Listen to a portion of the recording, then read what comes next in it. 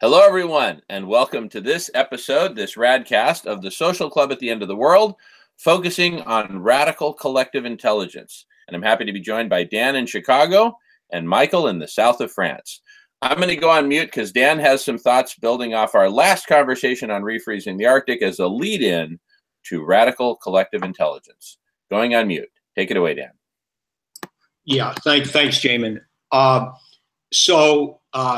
In the last hour, focused on refreezing the Arctic, there was a discussion of the problem with criminal drug cartels, the drug laws in general, and I think that it is a very important area, and it touches on many things going on around the world, and so.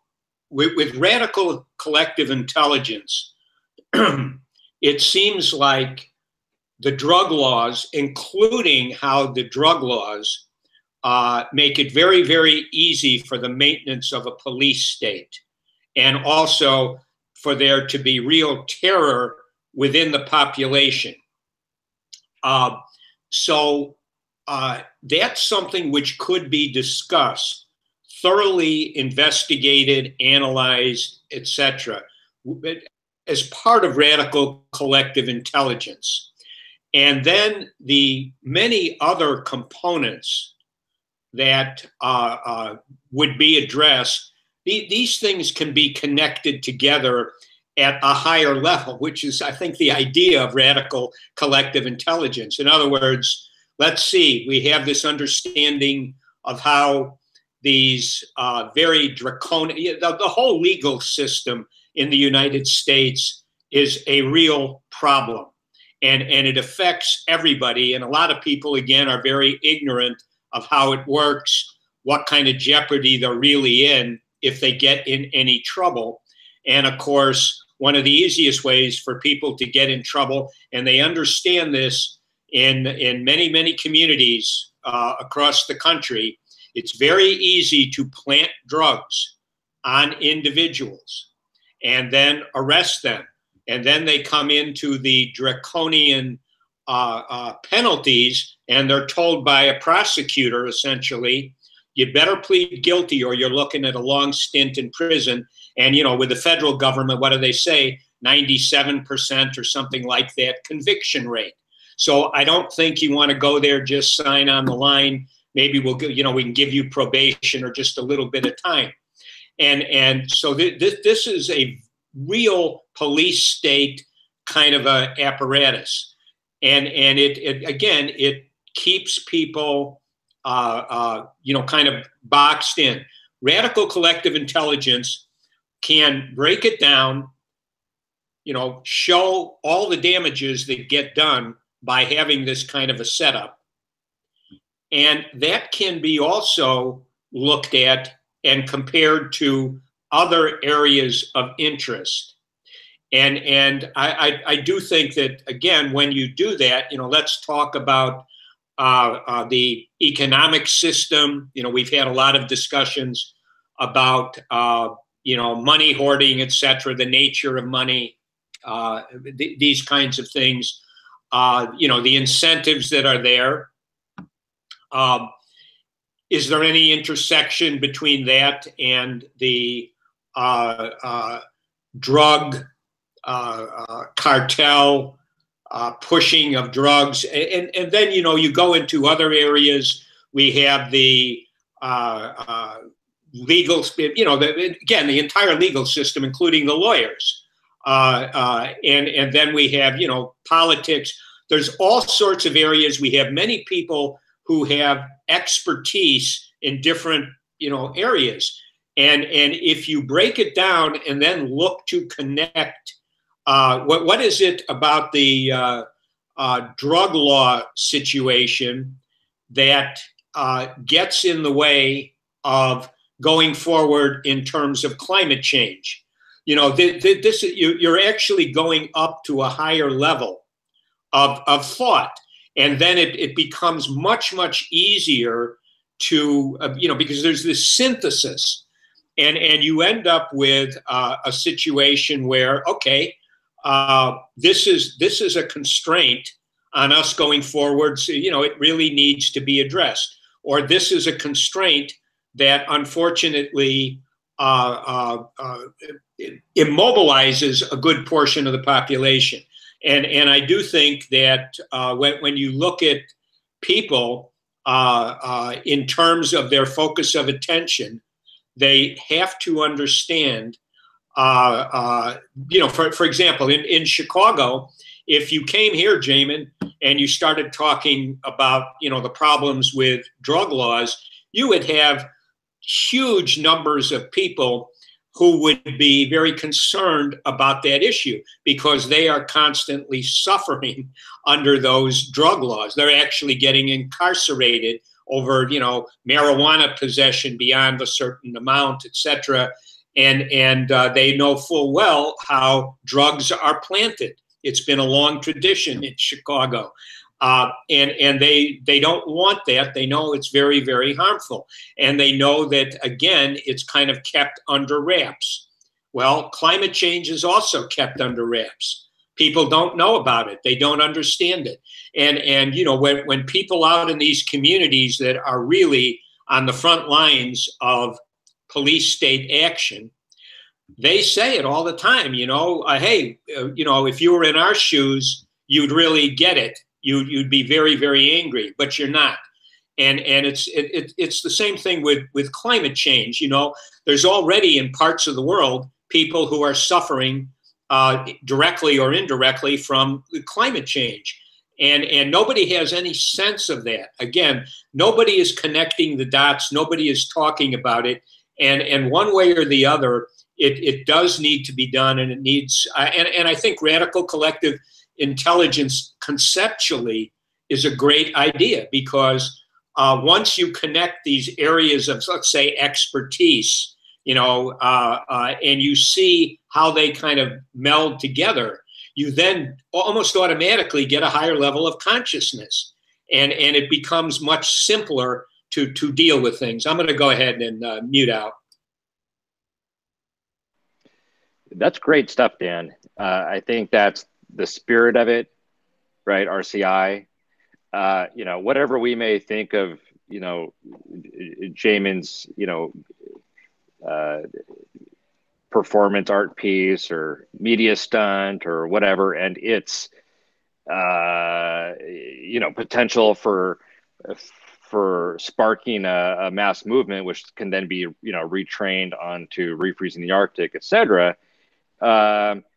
We're dealing here with all topics of concern, and more importantly, perhaps, the interrelationship, between them, between and betwixt.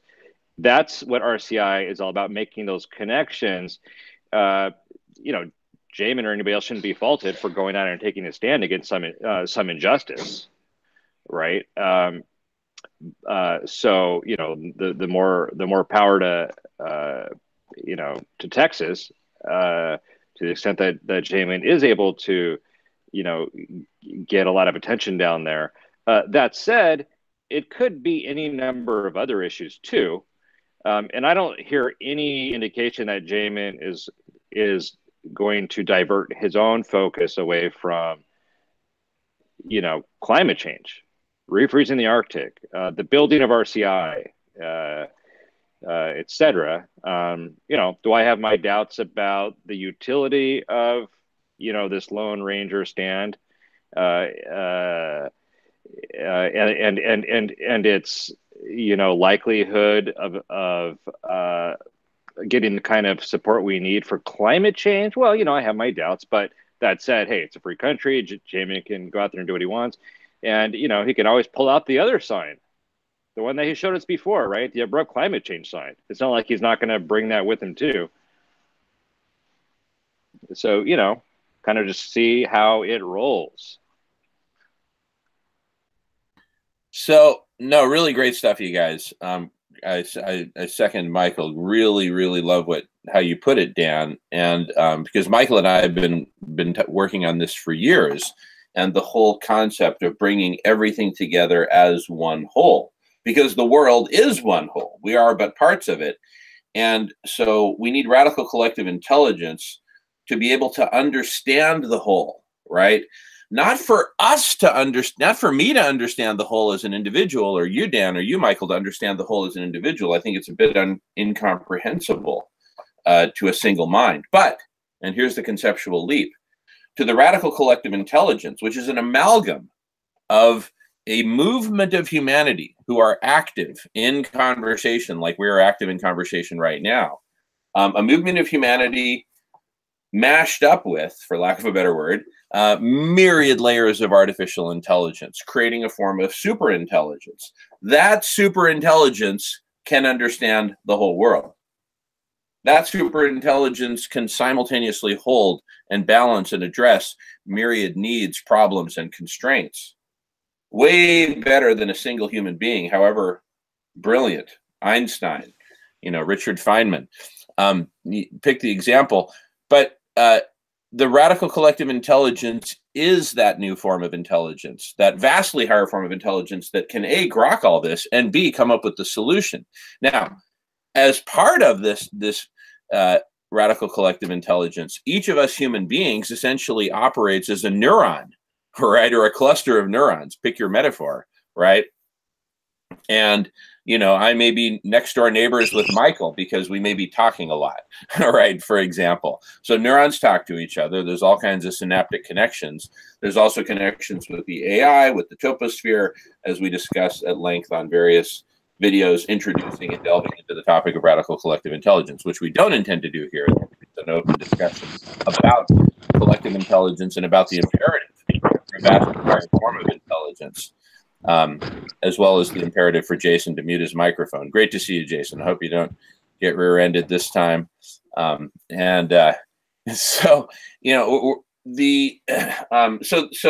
I just want us to try to grok.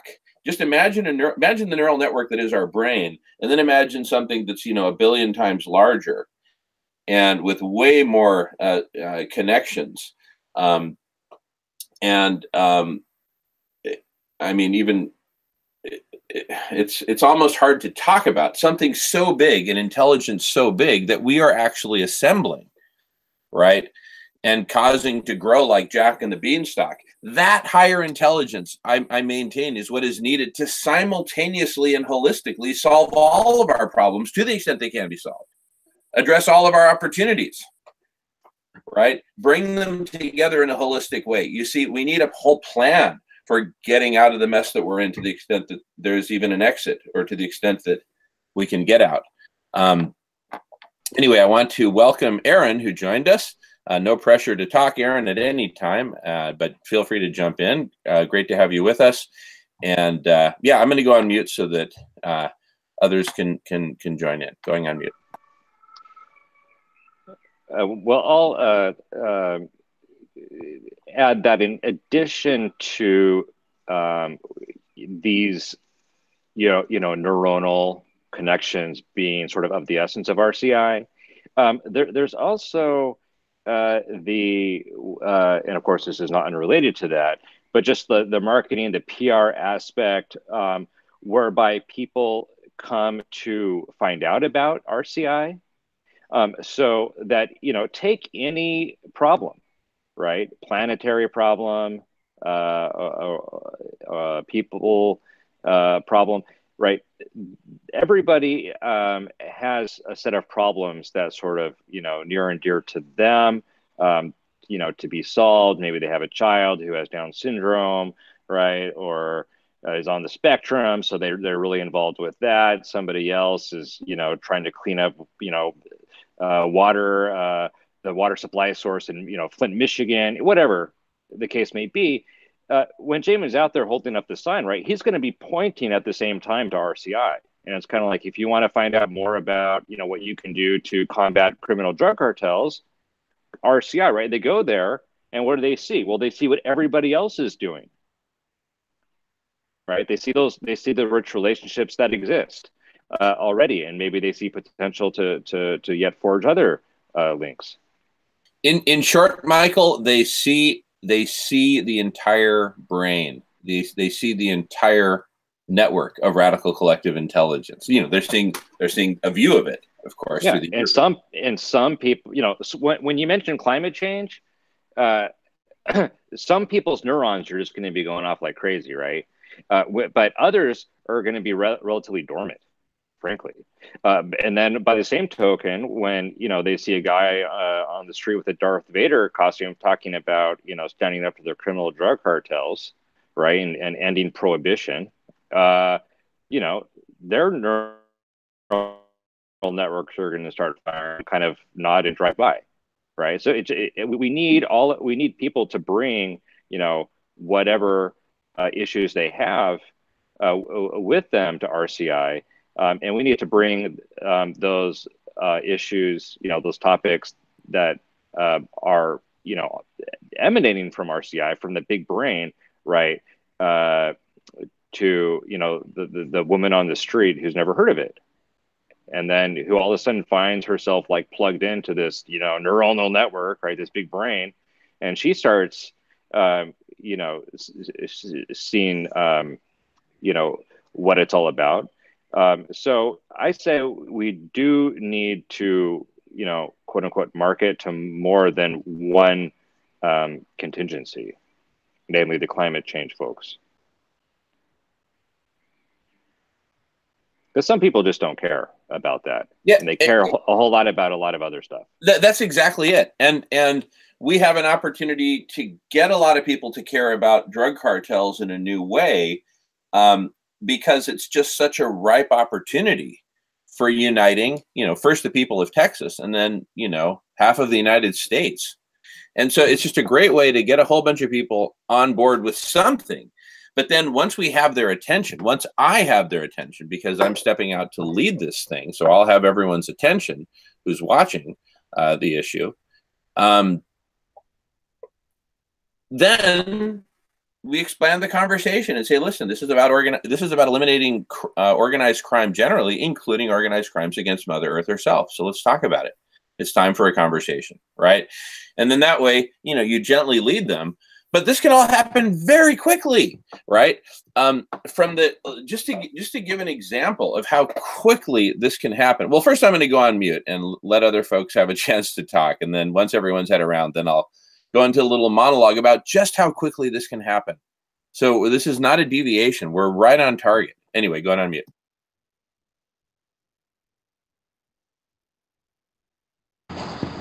I guess I was just going to say, are we talking about using the drug cartel method of going forward and trying to use radical collective intelligence to solve the drug cartel problem, and then sucking in or grabbing that root base of activists or people who give a shit about eliminating drug cartels into saving planet Earth?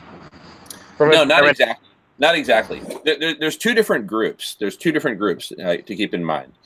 One is all the folks who will show up on Harley Davidsons with shotguns and Confederate flags waving, behind them, who, drove in from Phoenix, Arizona to El Paso to be part of the war, right? Let's call them Group A. Group B is everyone watching on television because they heard about this crazy guy, Jamin Shively, who's a cannabis entrepreneur, former corporate strategy manager at Microsoft, head of Radish.org, Radical Collective Intelligence, seeking to save life on Earth, and whatever other crazy rumors you hear about this crazy guy who's now leading a war against the drug cartels in Texas. And that's Group B is a much, much broader, more diverse audience than Group A. Right? So Group A is essentially, a powder keg that explodes and gets everyone's attention. And once you got everyone's attention, you talk about everything that's important, starting with refreezing the Arctic. And of course, there's a lot of connective tissue. So can I jump back in? Because I understand what you're saying now. Okay. I feel when you mentioned this before, we've actually had this conversation more than once on the Social Club at the End of the World about this, and I'll just say it again. I personally I'm not going to show up to fight a war against criminal drug cartels. a publicity stunt in my mind that could get people's attention more so would be like, what if we actually got a group of us or people to go, right, up to the Arctic to try to, and they probably wouldn't even be successful, but they're going to try to refreeze the fucking Arctic ice as some sort of publicity stunt and do things such as that, or try to build a machine that's going to suck carbon out of the air and create and turn it into crystals or some shit. And, you know, show that on like a reality television level. And then you're at least talking about the same.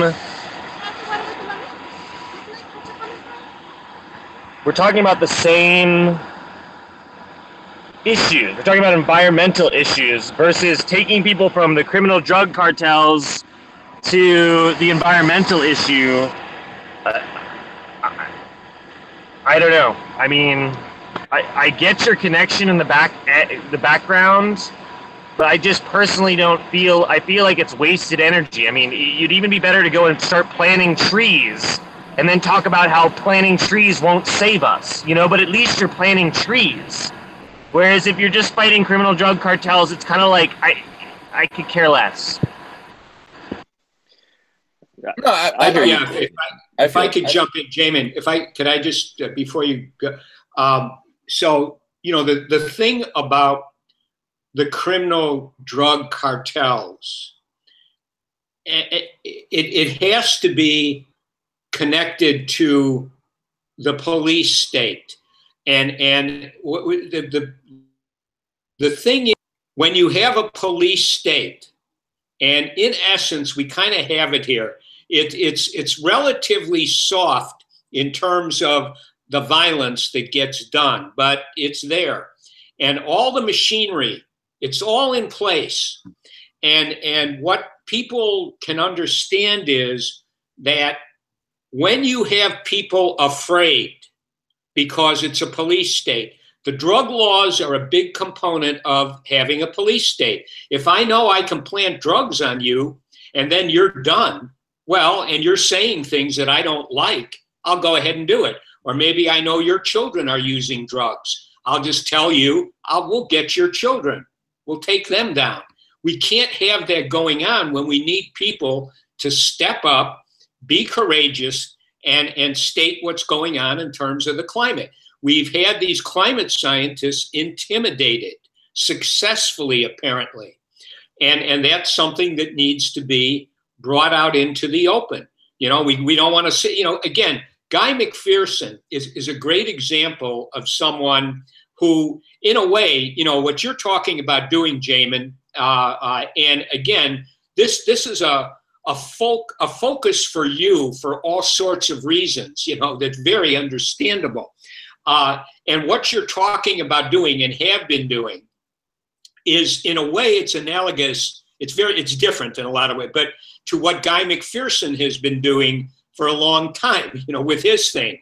He goes out, he gives these wonderful presentations, always, I guess, with the hope that somehow it's going to catch fire. It's, you know, somebody's going to hear it and that's going to lead to something. But at a certain point, probably after doing it from maybe, I don't know when he started, 2005, 6 or whenever, even before then perhaps, but at a certain point, he came to the conclusion that it's just too late. And my giving these presentations has not succeeded. But the thing is, everything, this is why I like radical collective intelligence. I'm going to it because what we need to have happen is the connections between drug cartels, police state, the intimidation of climate scientists, which is part of what's going on. If these people who know it can't get out front and center and speak to people, I heard Peter Wadham stating in this interview they got up on YouTube, you know, very recently, stating, well, I had hoped my book was going to really catch fire, but actually, and even though it's come out in paperback now, 15,000 copies have been sold of everything. And he knows, he says, well, that's not bad for me as an academic author, but on the other hand, it's not getting out there in the way that it needs to be. And Peter Wadhams was threatened, intimidated. He's got some courage, I got to say, and others have been. And that's part of what needs to be brought out. It's connected with the police state behavior, because if somebody is told, we can mess up your family, we can mess you up, we can take away your ability to make a living, we can completely make you irrelevant, that's not going to help us here in this situation. People have to be protected. So I go to radical collective intelligence. There's different areas. We have all sorts of potential expertise in the different areas, and they need to be working on their areas with discussions, research, whatever is necessary. And then these connections need to be made at a higher level, so that you can come to, maybe you can come to a conclusion that drug cartels and a police state apparatus is going to hinder and prevent us from doing what we need to do with climate change. Therefore, that needs to be removed. So again, I think that it's even like in our earlier discussion when Adam was talking about the HAARP heaters and the elites and what they're planning, etc. And for him, at a given point in time, when you started discussing the criminal drug cartels, it's kind of like, hey, I want to focus on this other area. I don't want to think about criminal drug cartels. But the point, and this is how people are.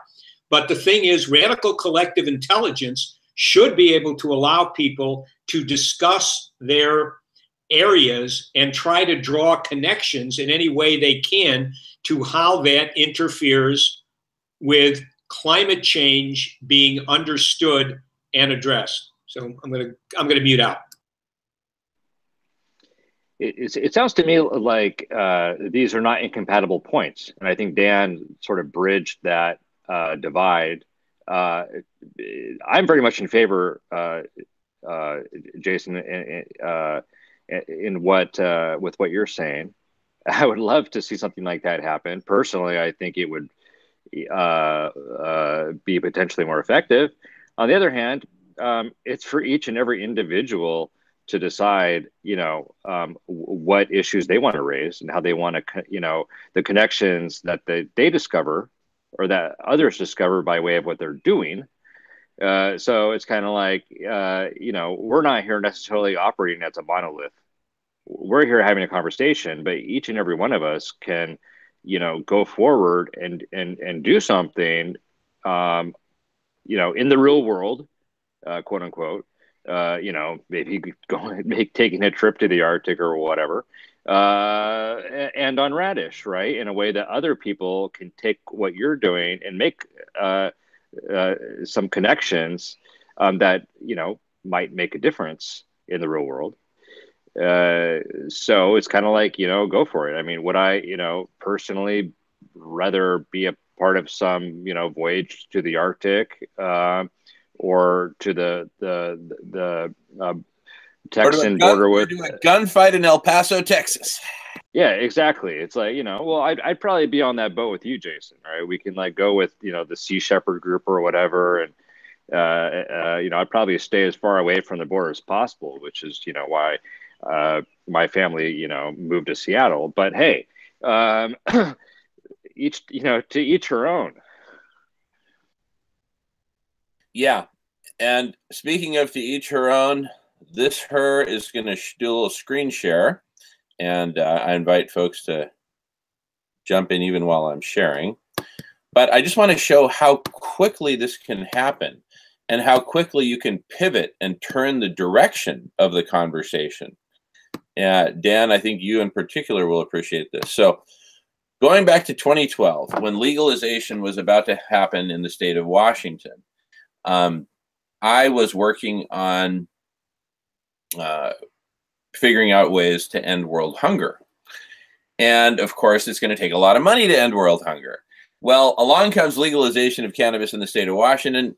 It turns out my great-grandfather, Diego Pellicer, was the largest grower of hemp in the world in the late 1800s. He was based in the Philippines. So based on his legacy, I built, with some partners, a brand of cannabis, Diego Pellicer. And so quickly they started to call me the Bill Gates of cannabis, the Bill Gates of bud. The local media jumped all over it. They wanted to hear the story of how this former Microsoft executive was now leading this whole new industry. Meet the Bill Gates of bud, wrote the Taiwanese. I was invited back to New York to participate on Fox News. Had a really great segment there, about 7 minutes long. And then on the floor of the New York Stock Exchange, to Deborah Borchardt of The Street, I announced the bong era of legalized cannabis. And then when I brought in my old friend, former Mexican President Vicente Fox, it just exploded. And all this happened in, I was on Fox News within less than a month of announcing that I was going to do something. All I had was a brand and a concept. But it's all about being first. So basically, whereas in 2012. So can I just interject real quick? Yeah, of course. So, but I think it's way easier to get onto Fox News or to get onto the New York Stock Exchange floor if you're talking about making billions of dollars selling legalized marijuana versus saying we would like to overthrow the capitalist system because it's caused an environmental catastrophe. No. And Jason, you're missing the point. Please pause for a second, brother, and then I'll go right back to you. But I gotta fill in the gap for you, okay? That's not the message. That is not the message. The message to the public is we're gonna eradicate criminal drug cartels from the face of the earth, starting right here in El Paso, Texas.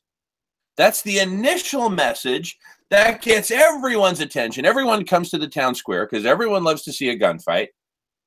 And then they watch. And then what happens?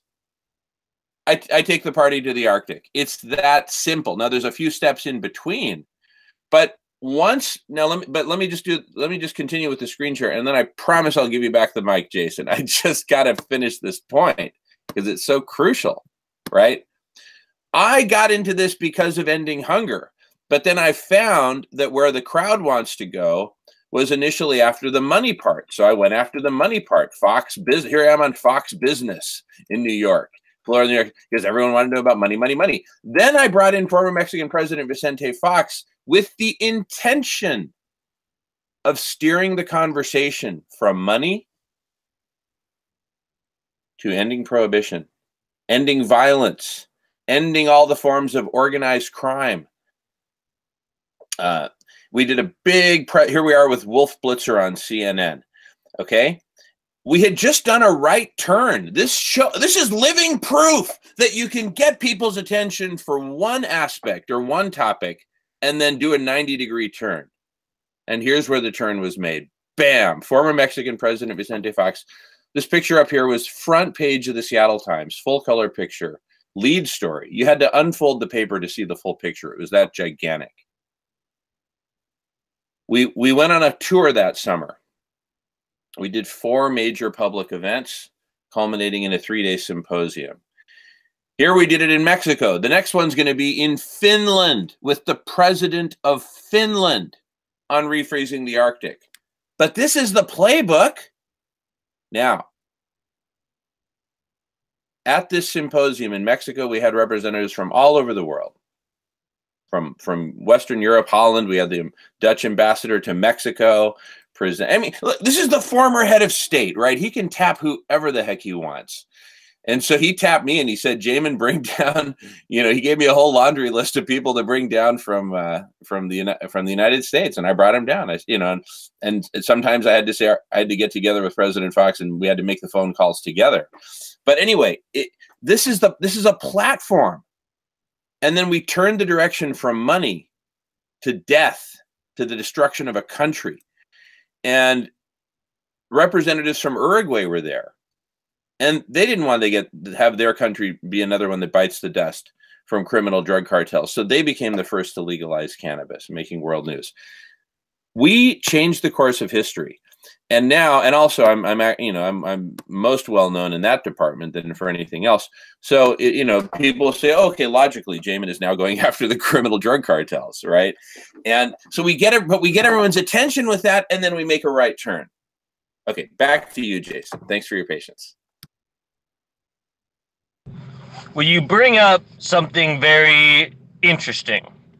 Trying to create a media storm around something to get in the door of these media outlets, at least get one big interview. But the question still remains whether that a big beginning attention grabber is eliminating criminal drug cartels. I mean, it could be a discussion about Kanye West or like whatever gets you on the fucking news. I mean, it could be more of a business conversation too. Like maybe you write something to, you actually get into a news outlet because you want to talk about the CCC compassionate companies. And they actually bring you on because this new kind of way. I'm just saying maybe there's another route because I guess I don't see them. But maybe I'm wrong. Maybe they're going to put you right on the news and I should just shut up. But, I totally agree with you. I'm just saying that I like that tactic idea of trying to get on the news for one thing and then immediately just trying to changing topic and being like, well, but what are we going to do about abrupt climate change? We're above 400 parts per million of CO2 in the atmosphere. The Arctic ice is melting. The methane bomb is going off and we're all going to die. Like, at least if you can get that on to national television while it's live news, like just that little quick boom, maybe you have people looking up abrupt climate change. Anyways, I don't know. Go ahead, keep talking. I guess Yeah. So no, great points. Really good points. That you've essentially captured the essence of it. Now exactly how do you get that first boom, and also rather than a sugar rush, I want a sustained time release of protein and carbs. Because this is a marathon, not a sprint. I don't want to just get on there and go, say whatever blurb I want while it's live broadcasting, and then you know what happens? They never invite me back. In the case of the cannabis industry, all those images I showed you, they kept inviting me back because I gave them red meat to the dogs. They were fascinated because it was something dangerous. Maybe this guy's going to get arrested, right? And I was so flamboyant, so over the top, creating international incidents. And that press conference in Seattle, the very first one, made it all the way to Obama's desk, and it forced the hand of the Obama administration because within 3 months, Eric Holder, Attorney General, published the 10 points, the 10 criteria under which they would allow legalization to go forward in the state of Washington and Colorado. So it forced the issue, forced the hand. And but the point is, what is the ongoing red meat? The ongoing red meat is this international incident at the U.S.-Mexico border, where literally at the border crossing, where there's 10 lanes of traffic pouring into the United States from Ciudad Juarez, including all the criminal drug cartels. And there we are with our signs and Darth Vader and our music and everything else. That becomes an ongoing, everyday, 24/7 CNN, just live in from El Paso, right? The former Mexican president Vicente Fox has flown in to meet with Jamin Shively, and then we do a press conference. I've done this before. I know about avocados. Hey, Jamin, because I know we're limited. I know we're limited on time. I just want to bring one. Just kind of, again, go back to radical collective intelligence.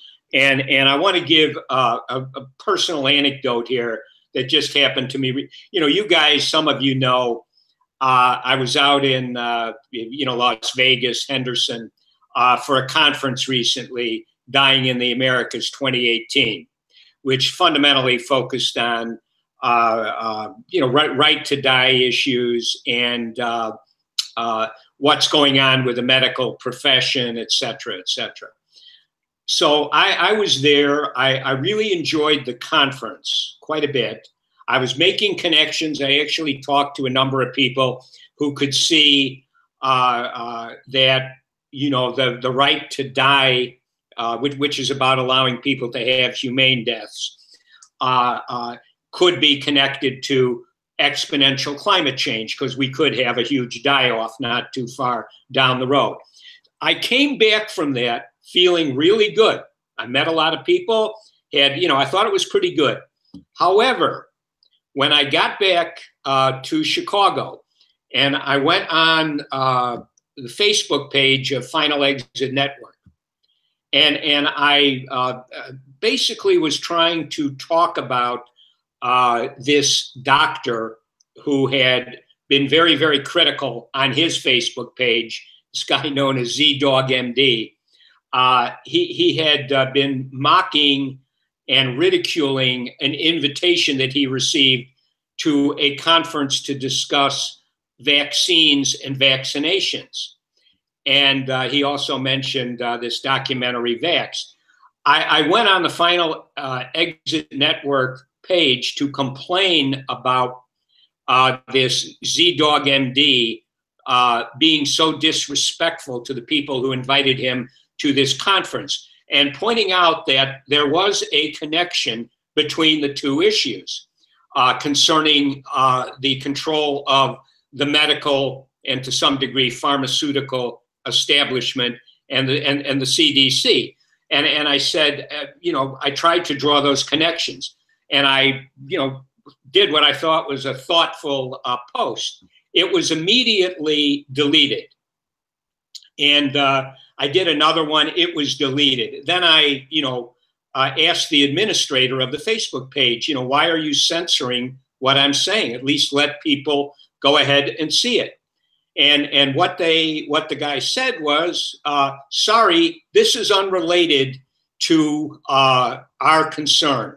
That's a completely different thing. We're not going to allow it in. And then I, did another post, saying, basically, look, I know you're going to take this one off like you've done all the others. And I think it's a huge, huge mistake not to let the people who go to this page to see what I have to say, let them decide for themselves. And then what eventually happened is, so now I'm completely blocked. I can't post anything on that page. And so I'm going to Radical Collective Intelligence here to point out, there you go. There are connections between, some corruption at the CDC, the vaccination, the multiple vaccine injections are probably problematic. But in any case, and it was connected to the other, but people just simply, they don't want to go to that level of kind of synthesis. So I think Radical Collective Intelligence is kind of a corrective for that. In other words, let's see what the real connections are, how they interact, what kind of constraints are presented. But we can't have this kind of, attacking, you have this interest, I have that interest. I'm going to say yours isn't important. You're going to say mine is no good. This is energy that gets depleted, and it basically gets people to be demotivated. And again, I really like the Radical Collective Intelligence concept, that we have people discussing these various problems within the framework of planetary implosion and exponential climate change. And then we can, kind of draw the connections, and we don't need to censor people, and attack people. So I just wanted to throw that in there here at the end of this hour. Actually, I'm going to break with tradition and just let this roll. This is such a great conversation. So we're just going to roll with it. Also, Alex just joined. I always love it when Alex joins. So I'm going to, yeah, let's just roll with it. Is that good with everyone?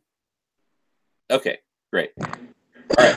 I was going to say, yeah, that's good. Sometimes when we cut it off, we don't get people back until, 45 minutes later, and then they don't even know what's going on in the conversation anymore because they get rear-ended by a car or something. Yeah, so let's keep it rolling. I think Dan's making some very good points, and frankly, bringing us back on topic, right? Which is the meta topic of RCI, right? The toposphere itself, the connections to be made. Sometimes one person will want to go off in some, crazy direction, right, from the vantage point of somebody else. Jamin's gonna go play Texas shoot up, right? And we're all like, what, right? But it's in the spirit of RCI to say, let Jamin be Jamin, right? Let Jason be Jason, right? The collective intelligence is not about effacing individuality. To the contrary.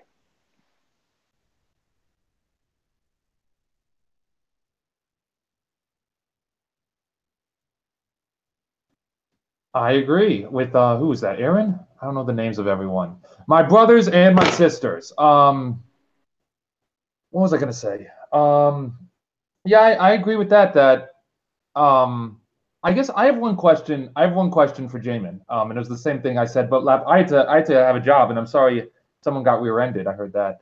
If that was real, if that was a joke. I understand. Well, my question to Jamin simply is like, how do you, I understand Radish, I think, but how do you plan to take power? Like, even if you have the system that works and it gets the best ideas, how do you plan to actually get it implemented? Because at some point, the people, it's very obvious to me that to actually fix the problem, if it's fixable, and I don't think it is, you would need to change the power hierarchy, right?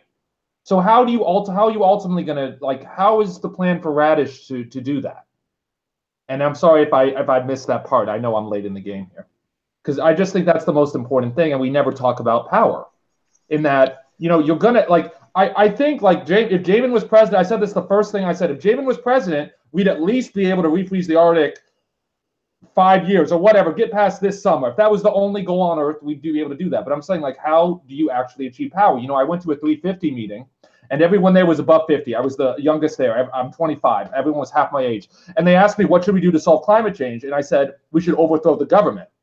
And everyone laughed at me. Everyone laughed at me because that's the only solution I could actually think of. My solution is I know what I say is not going to happen. It's not conceivable. But, a carbon tax, we still all die, at least, And I guess that's something I don't really ever see talked about is that, power. How I don't think society is shaped by ideas and feelings or, knowledge. I think it's shaped by power and force. And so that's my question, Jay. Yeah. Do you mind, Jamin, if I take a stab at that? No, please do, Michael. Go for it. Yeah. So I'm happy to hear that question raised on this, not only on this platform, about this platform, right? Because essentially the social club in the world becomes, content created on Radish. And we're just trying to strike the match, right? We're just trying to spark something that will ultimately, lead to a blow up, not in a negative way, hopefully in a very positive and constructive way.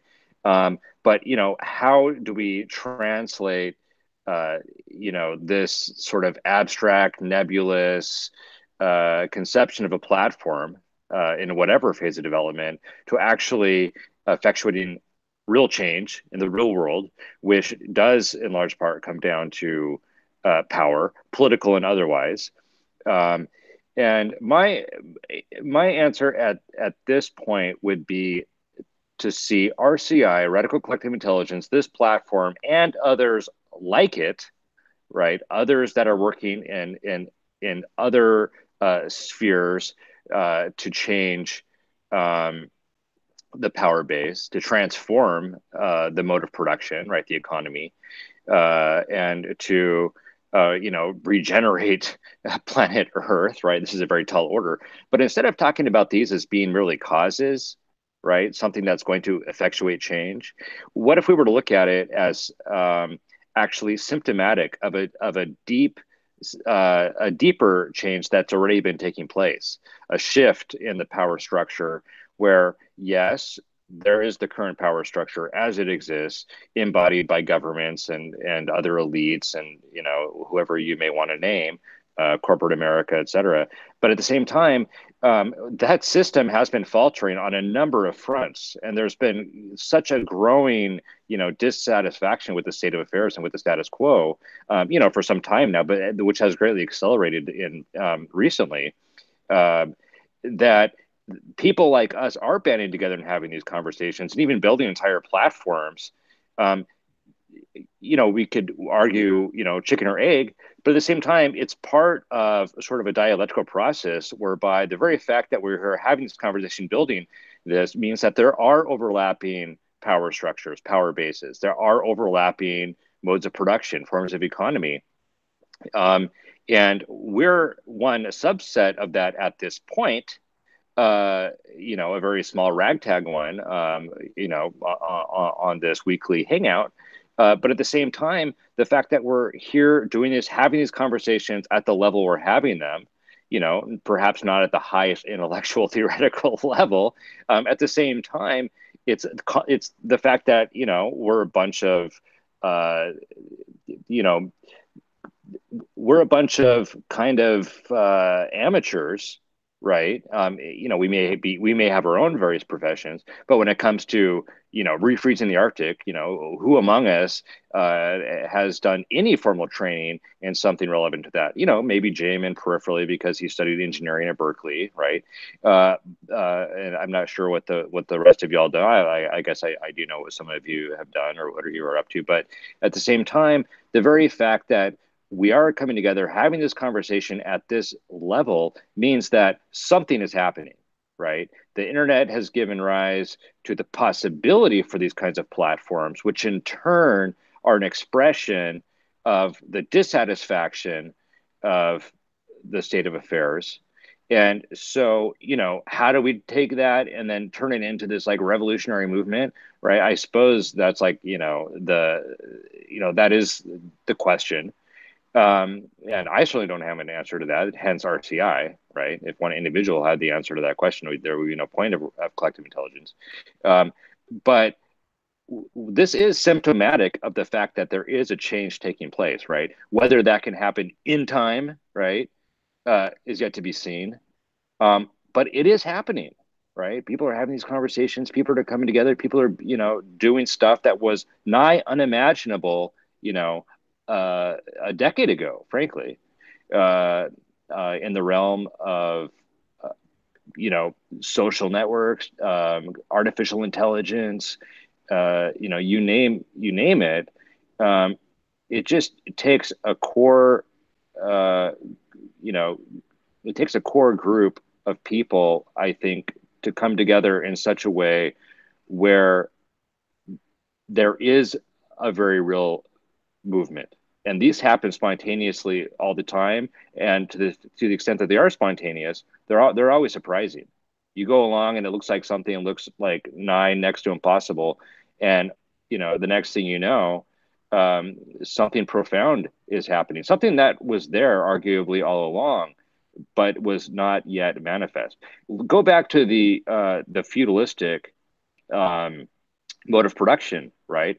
During that time period, capitalism was nigh unimaginable. Who could have foresaw what was right around the corner, in the turn into the 17th century, for example, into the 18th century, leading on to the Industrial Revolution, this whole mode of production.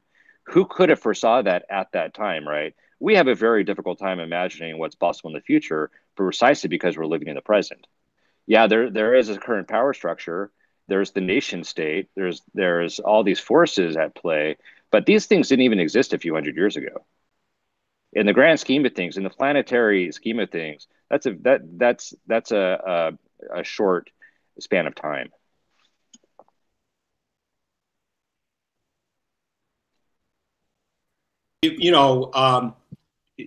One of the things that I think it's important to reflect on is, we talk about Guy McPherson, how he's essentially been out in the wilderness for a long time with excellent presentations. His essay up on his website explains what's going on very, very well. But nonetheless, he has not been able to get sufficient traction.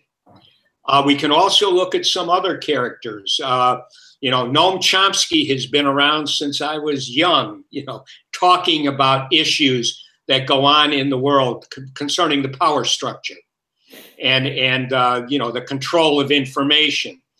Even though that's out there and a lot of people have been exposed to it, it still doesn't get adequate traction.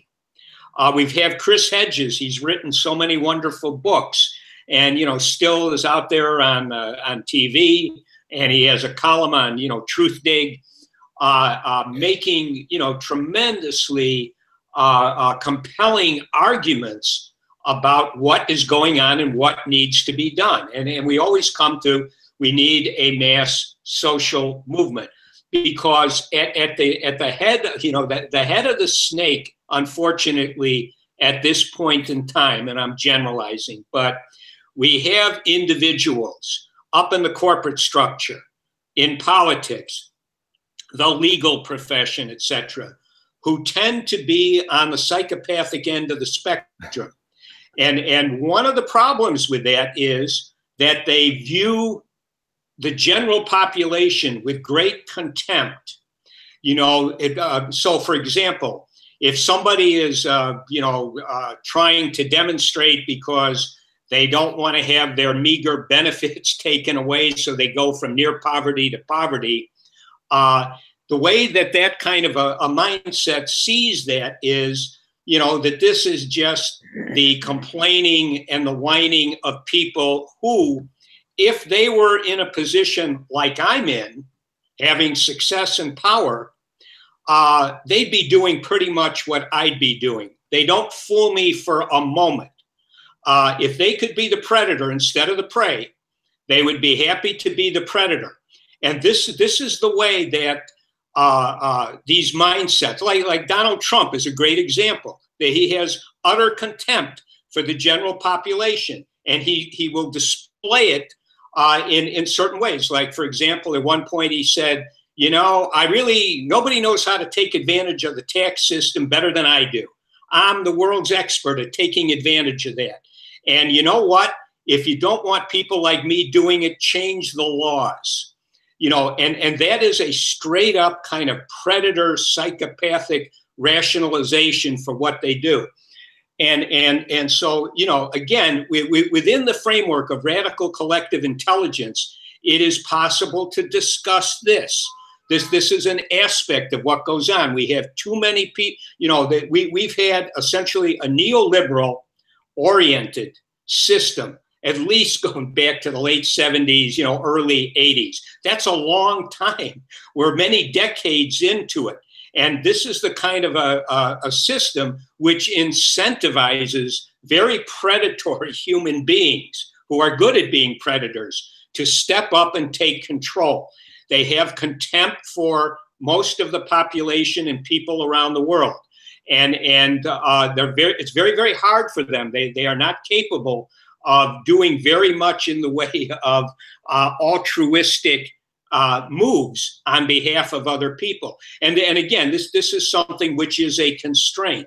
They need to be ultimately called out on this. And again, radical collective intelligence, that can be a subset of discussion, because it is a constraint on anything happening. When you have these kinds of individuals being incentivized in the way that they are, it prevents us from moving forward.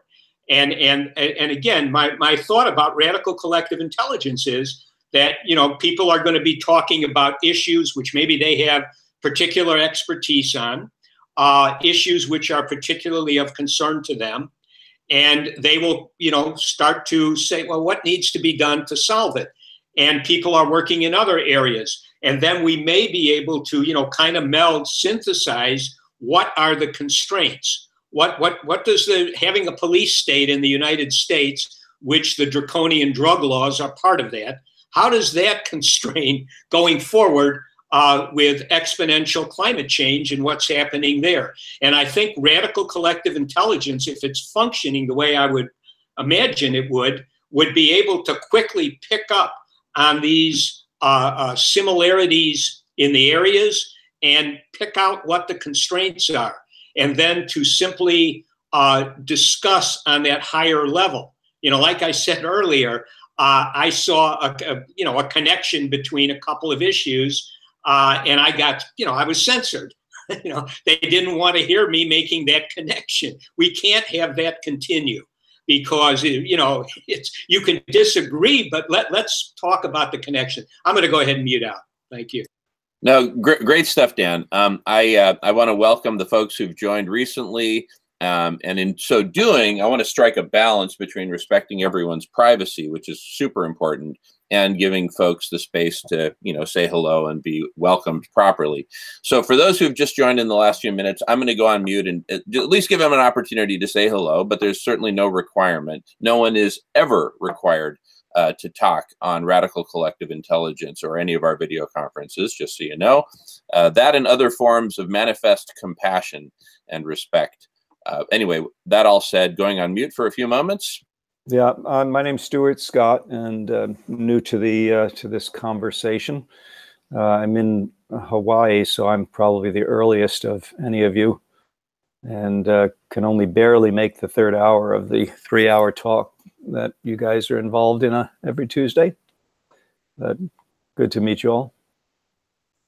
Welcome, Stuart. Welcome. Some of you have heard me mention a super bright guy in Hawaii who I've been hanging with. Lies, all lies.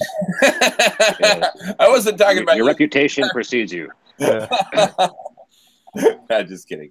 And in fact, if this might be a good time for everyone to just say a quick hello. Everyone who wants to, of course.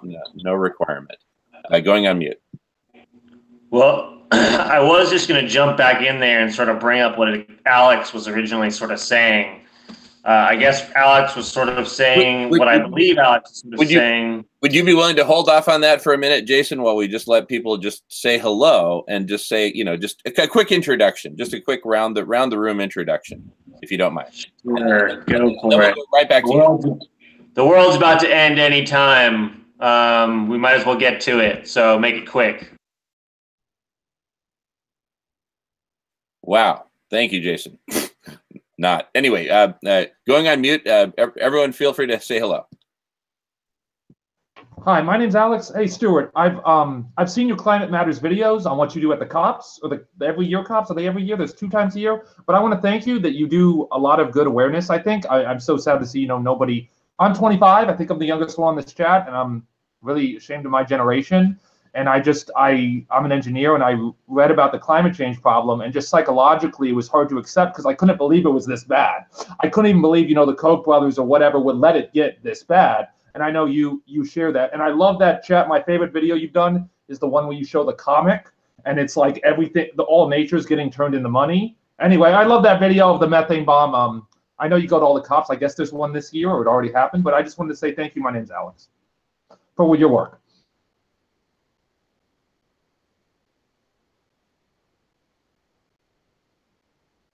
Yeah, I'm Dan from Chicago. Actually, Dan, if you could hold your fire.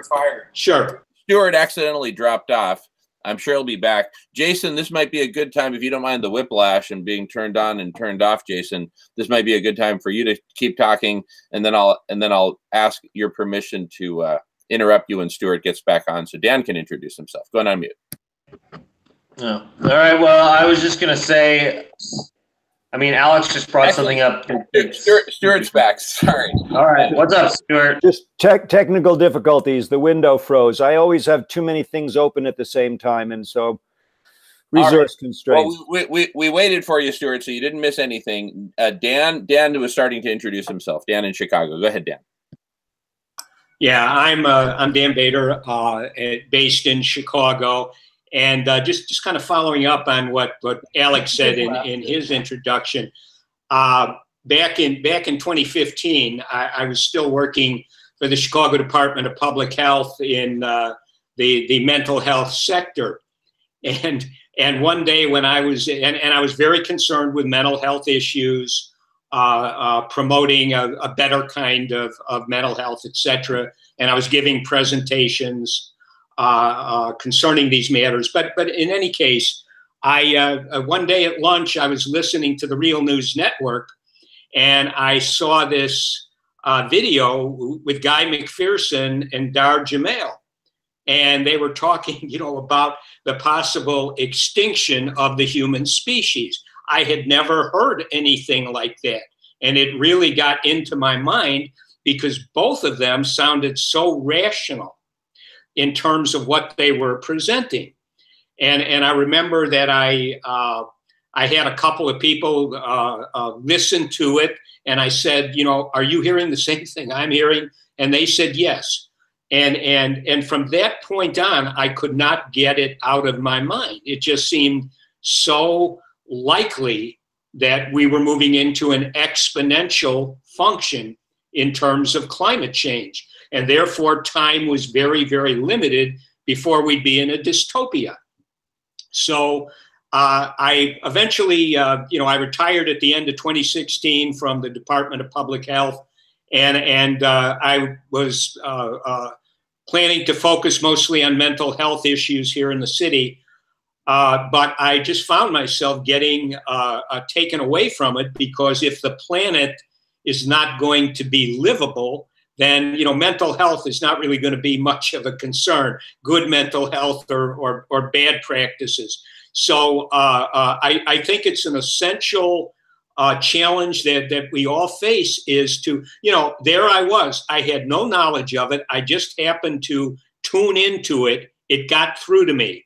And once it got into my consciousness, and I could recognize that it was a good probability that it was going to happen, whether it was going to happen in a few years, when maybe we had a couple of decades, that would be great, but maybe we don't, or maybe you have more time. That the precautionary principle says, let's do something about it now so that we don't have to be swept away. And so since that time, a lot of my energy and my thought processes, my reading, etc., have been devoted to it. And I think if people get an understanding of what this is and how their own issues, the things they're concerned with day to day, their struggles, connect to this, I think we could potentially, have the fire started of a social movement. And I think radical collective intelligence is an excellent vehicle to assist in that process. I'm mute now. All right, more introductions, more brief intros for anyone who wants to, and then we'll get right back on topic with Jason, who has something to say. But first, more intros. Yeah, I can introduce myself briefly. Let me turn my camera on, even though you can't see my face none too well. But hey, I'm a real person. There I am.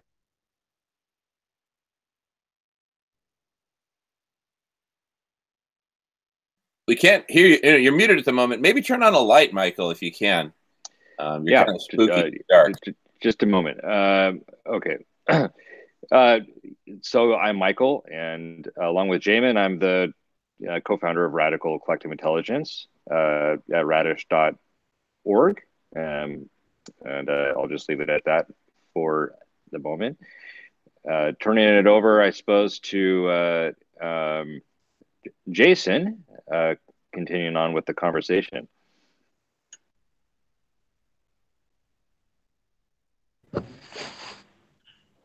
Well, hey, I'm Jason. I guess I could say a little something about myself. I live in Long Beach, California. I probably found out about Guy almost about 2 years ago now. And I, unlike many people on this call, have a kid, a young child. And so you can imagine this scares me a lot more, but I was into activism before I had a kid, and before I knew a lot about environmental issues. When I found out really how close Guy McPherson thought we were, I guess I didn't want to just sit around and drink myself to death. I wanted to actually be a part of doing something positive about it, even if there was nothing that could be done. So Alex earlier was just mentioning about power, and then Michael talked a little bit about how there's maybe what we're looking for is somewhat like a shift in the power structure. and that, you know, these things have taken place over history. And, you know, I think if I really look at it, a lot of times I find myself agreeing with Chris Hedges, who usually says that corporate power has literally taken over the government. So I think without mentioning that, when you say take over the government, it's a little confusing because you're not really defining what the government is at this point. And what it has literally become is the government in our country, in the United States, and probably most westernized countries, has become another arm of the corporate wing or the corporate board of directors. And these people, you know, when you may talk to them and know them on some level, may be really nice people and they have kids and they be like, oh yeah, I care about the environment. But when push comes to shove, at the end of the day, they are morally obligated to create profit, right, for their corporation, no matter if it completely destroys the environment or it blows their own freaking brains out of their head. They're literally obligated to do this. And yet some people decide to stay in those places of power and stay in those situations. And some people kind of just go like, well, I can't possibly do this anymore because I feel like I am a culprit or a part of the thieves that are just destroying the planet. So I agree, and I don't know exactly how radical collective intelligence is really going to tap into that, but I think that it was just sort of touched on in that by Michael, that radical collective intelligence is this tool that can be used to hopefully start the movement that will really, you know, hopefully bring about this radical change. So it's not necessarily that the movement is going to be called radical collective intelligence, you know, but that the hope is that this is a place for everybody to get together and do that. And I hope it is. I would say, in my opinion, also fighting the power structure that's there, trying to like show up with a bunch of weapons and be like, we're going to fight you, is the worst possible idea ever of all time. And I think that it's definitely going to have to be done by appealing to human beings and trying to appeal to the compassion and whatnot in human beings to get people to cooperate with one another. Because if we all go into our war tribe-like states, like Dan always talks about, we are going to just destroy the planet in this last final push to grab up the resources you need while you hide in your fucking bunker. And so we really need to you know, it sounds almost like the hardest thing to do, but it really is a battle of minds where I guess we have to convince people at the end of the day, some group, you know, majority, a large percentage, maybe, I don't know, at least, you know, to begin with, I've read articles that you need to get about 5% of the population really behind you in a movement, and then you can really topple the rest of the population.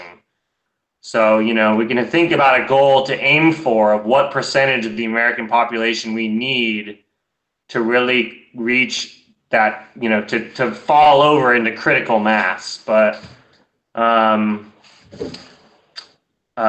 guess I'd be interested to hear from everybody else on what I've said, and then just, you know, hear back from Alex too on how he thought about challenging the current power structure.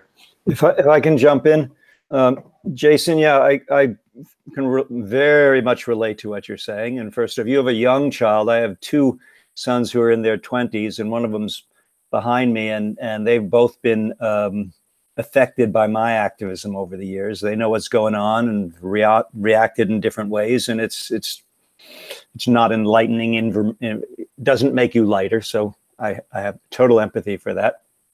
Protect your child from the gnarly truth to the extent possible while they're young is my advice. I didn't know that then. And my son just let out a... I just stretched. But oh, okay. I thought it wants input, then he no, should. That's okay, Josh. If you want to come in, I'll take it off the, you know. Forget about it. Okay. But I wanted to go back to one particular point, because you touched on what I consider my central thesis to be. When you said that even the CEOs, they recycle and they believe in the this, and they, and they don't want to hurt the environment, but they are compelled to. So whose responsibility is it then, or what's responsibility is it then? Because my thesis is that we are owned lock, stock, and barrel by a meme, okay, by a viral thing. And that viral thing I name money and economics, but not just economics. It's the current neoclassical, neoliberal, whatever economic system. And it's defective. It's defective. And if any one of these CEOs or anybody else says, okay, I'm out, I can't do this anymore, they'll be replaced very quickly. If they act in favor of the environment instead of the bottom line, they can be dismissed. And so it's this literally the system that needs to change. And so my approach has been to try to create media that wakes people up to the fact that there is this bigger thing controlling us.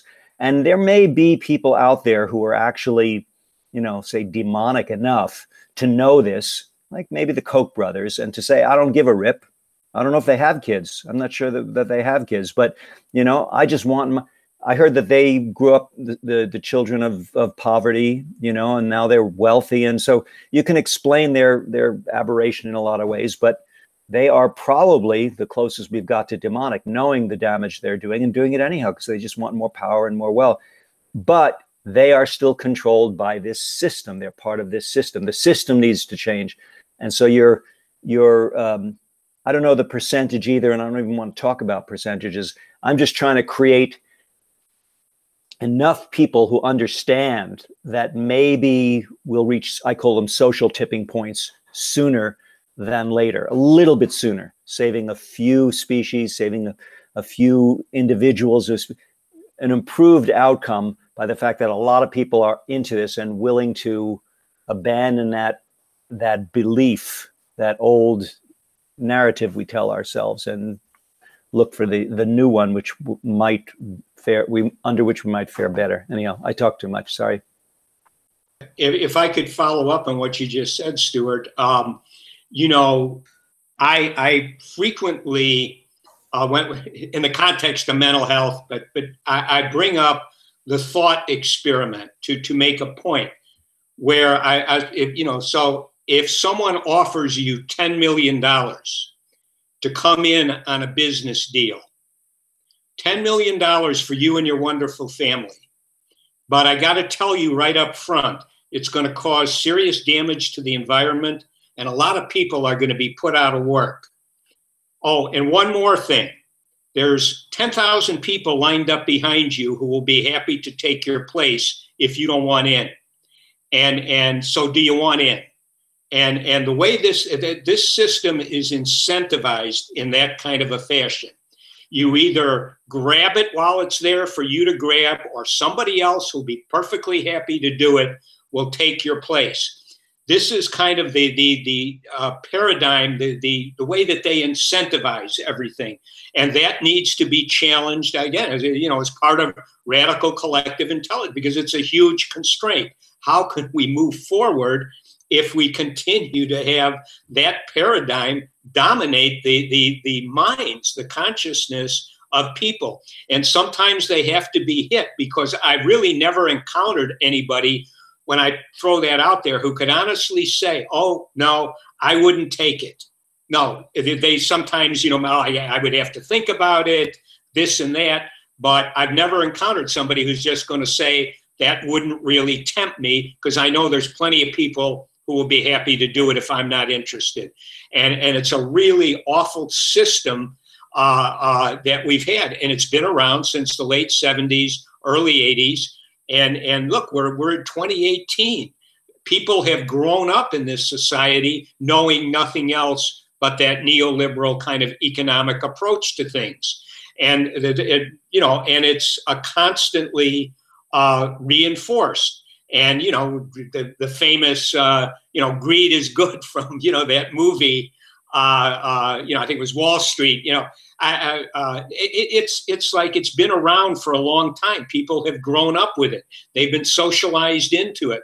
And that's something that people need to think about. They have to be honest with themselves And again, going back to what I said about Donald Trump, this is how Donald Trump sees the world. He knows that practically everybody will take that offer. And anybody who says they wouldn't, the only reason they're saying it is because it's not really before them. And he gets it because he's so smart when it comes to human nature. He gets it. You know, this is how he thinks. And that's something that needs to be challenged, broken down. And these people who are in positions of power need to look at what it is. They may be cogs in the machine at very high level, but they are completely imploding the planet. And they are not stepping up and doing what they might be able to do in terms of altering consciousness. And let's see if there's something we can do to mitigate the damage that's already baked into the cake. Because there's so much up there in terms of greenhouse gases, the temperature hasn't even remotely caught up with it yet. And we got to draw it down out of the atmosphere in addition to doing something about the Arctic and other things. Time is short, so I love the idea of radical collective intelligence. I hope that it could really spread, and we could have people everywhere, entering in through the portal of what it is that they're really interested in, and then being able to take their discussions and their research, whatever they're doing, and have it be connected to these other areas. And then we get this higher level of consciousness or intelligence. I'll just have to say, I don't like I have to say, I don't like the framing of radical collective intelligence. It's so elitist.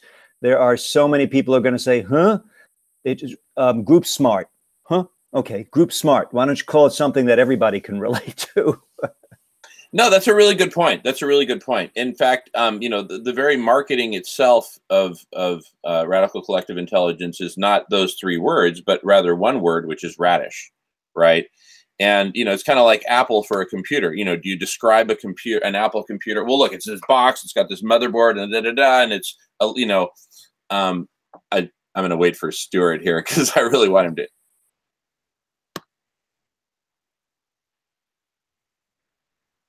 To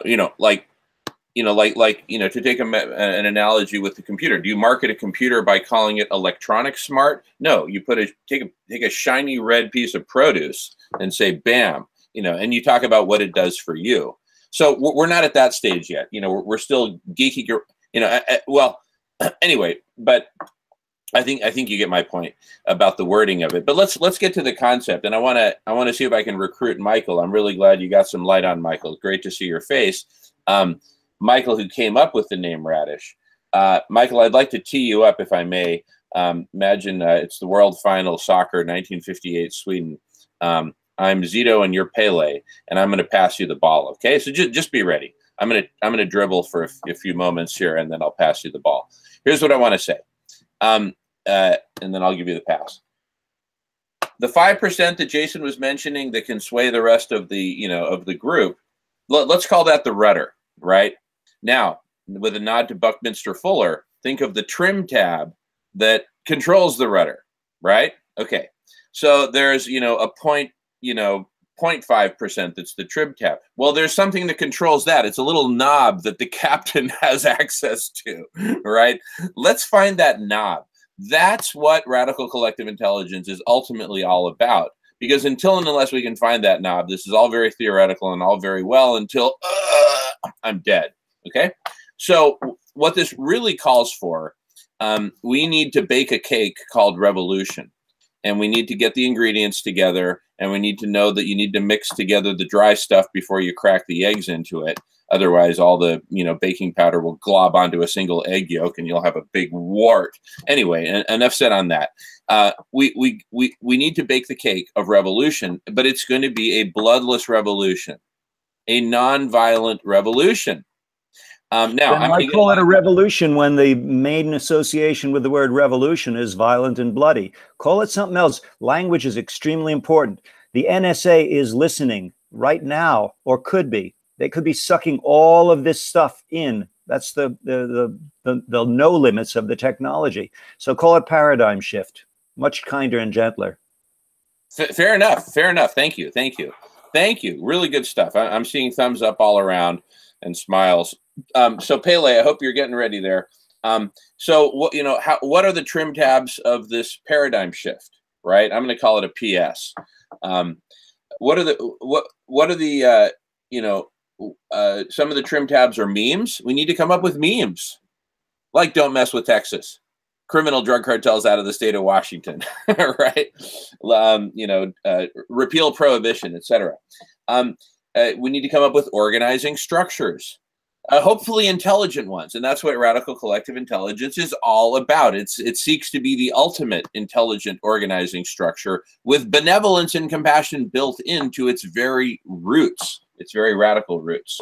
And Jamin, if I could just quickly, because I don't want to forget it, building on just what Stuart said in terms of comment about the word revolution and conjuring up violence, et cetera, and then going on to talk about the NSA listening in.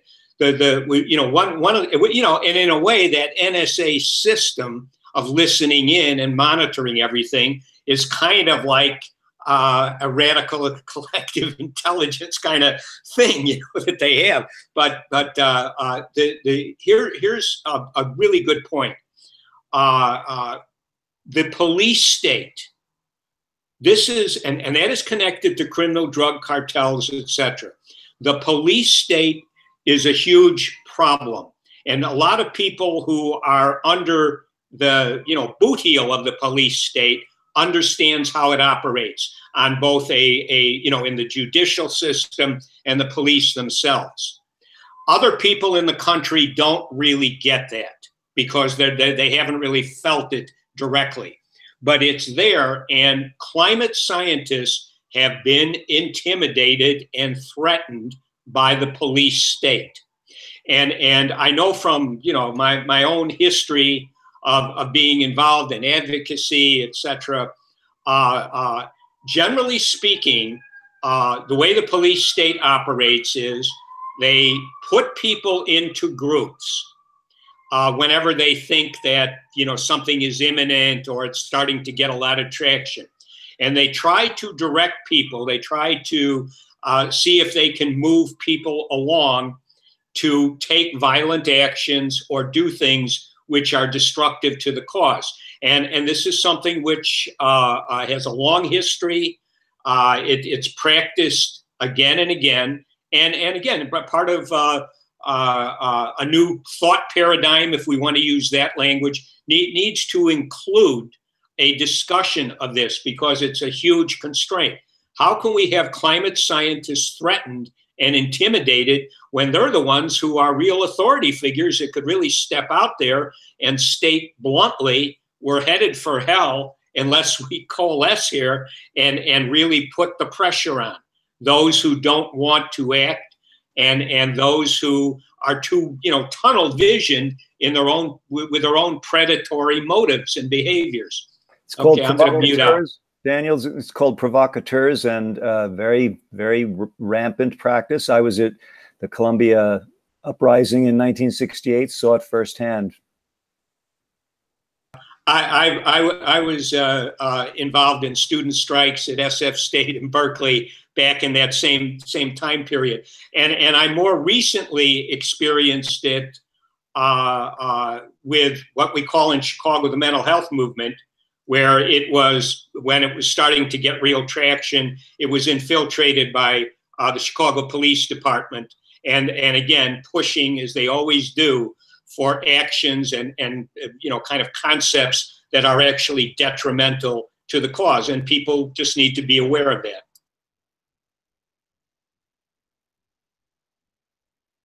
Really good stuff, gentlemen. Oh my goodness. We're really close to the heart of the issue. And this is Zito again, about to make the cross to Pele. So, the elements of revolution, what are the trim tabs of the revolution? Radical collective intelligence itself, what we're co-creating right here. This is a part of it. This is probably one of the best meetings we've ever had. I'm going to smack you down time and time again to stop using the word revolution, or I ain't going to join these calls. I don't want to be branded as a revolutionary. Sorry, Jamin. I'm sorry. I misspoke. I apologize. Thank you for correcting me. It's paradigm shift from now on. P.S. I love you. Yeah, and hey, and Jamin, Yeah. the paradigm shift is a really useful concept or term, because we know from the philosophy of science, and hey, science is an issue here in terms of climate change.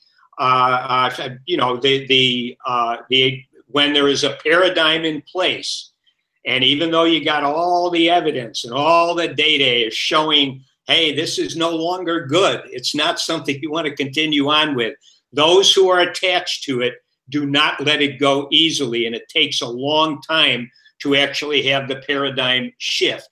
But we don't have that kind of time right now. We literally don't. So we have to really accelerate that process. And so I do think, again, there'll be people who, you know, even the word paradigm may be a little problematic, but that's really what's needed, is a paradigm shift, people having their consciousness raised, altered, and then there is a fighting chance that the necessary energy can be mobilized up. And even though I seem to be kind of a lone voice on this one, and I'll relate it back to a conversation I had with Guy McPherson when he came to Chicago back about a year ago, April. You know, he spoke at a church in Hyde Park. And you know, I said to him, you know, when I go around to the various venues that I may say something about climate change, I always bring up that, you know, if I was a young person in my late teens, 20s, or 30s, I would hold off having a child for a few years in order to see what's going to happen with the environment and the climate. You know, why would I want to bring a child into a dystopia and a extinction event? And you know, Guy McPherson, you know, and I said, Guy, I don't remember exactly what I said, but basically I tried to point out that, you know, you mentioned that you made a decision yourself as a young man based on, I don't know, what you knew back in 80, 81, that you didn't want to have a child. But we have to, because time is limited, we have to be more out front about causing people to face these kinds of very difficult realities. Do I want to have a child, or maybe I want to wait about 4 or 5 years? I'm still young. But if I don't even understand or believe that something is imminent that's going to be very dystopian, I'm not going to, yeah, I'll have a child. I want normalcy. The other thing is the issue of dying. Question, if things go badly, how do you want to behave when there's a die-off in place? You know, do you want to be Mad Max, or do you want to do something that's much more humane vis-a-vis yourself and others? Okay. So, no, I was just, I just wanted to interrupt because we're in the middle of a point, and these are all really good points, Dan. Don't get me wrong. I was just in the middle of a pass to Pele, and I tripped and stumbled on my words there. Apologies for that. For the paradigm shifts, because that's really what this is. If that's the rudder, you know, what are the trim tabs of the paradigm shift? Memes, radical collective intelligence with which we generate more memes. The new story for humanity that we're co-creating, all the elements, including some of the very good ones that you just brought up, Dan. Can we even have kids anymore? You know, on the trajectory that we're on. Now, is that an issue for you? Well, of course it is. Okay, well, how do we change the trajectory we're on? Right? Alex, they want to neuter you, buddy. Screw that. Right?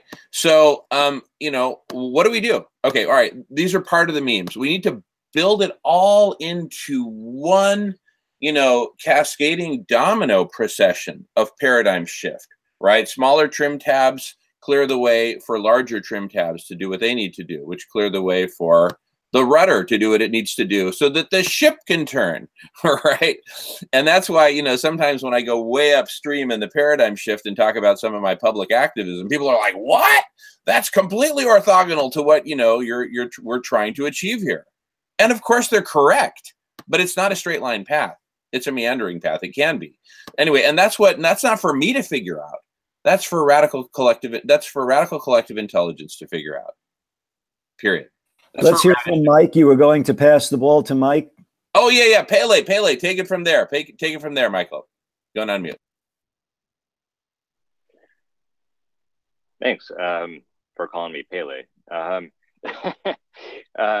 Well, I think paradigm shift is certainly an applicable word here, a process, a principle.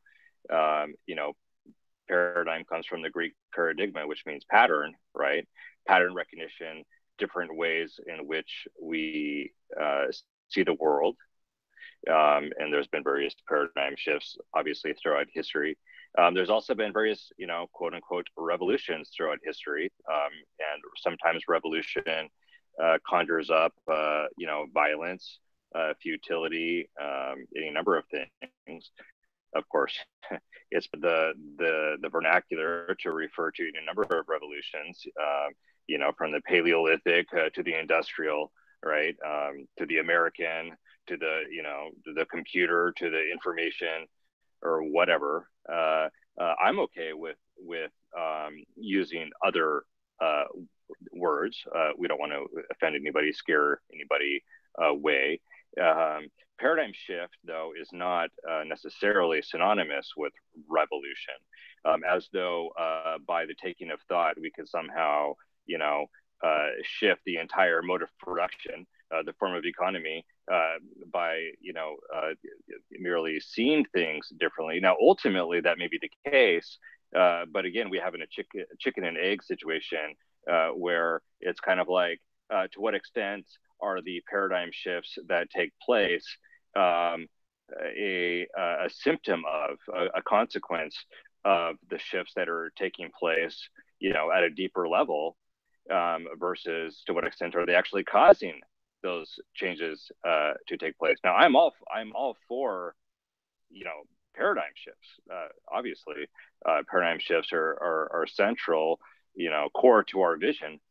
But I think that it has to actually, it has to include paradigm shifts, but go beyond it in the sense that we're talking about actual structural shifts in the power structure. We're talking about, you know, modes of production and forms of economy. We're talking about a number of things, frankly, which give rise to certain paradigms in the first place. So, you know, I think that it's not to say that one just somehow is froth, you know, the froth, you know, layer on top of something that it can never effect. I'm not saying that at all. But I think in terms of, you know, substituting, you know, one vocabulary for another, we do have to be careful, because these are not, it's not as though we can just use a friendlier word for something that's actually false equivalence. But that said, I'm perfectly open with using, you know, vocabulary, various terms to talk about our message. And I think that Stuart Scott raises something extremely, you know, crucial to us having any chance of all at bringing forth the platform of which we speak, whether we call it radical collective intelligence or by, you know, the brand Radish or some other name that's more, you know, palatable. But basically, we have a messaging problem to be solved.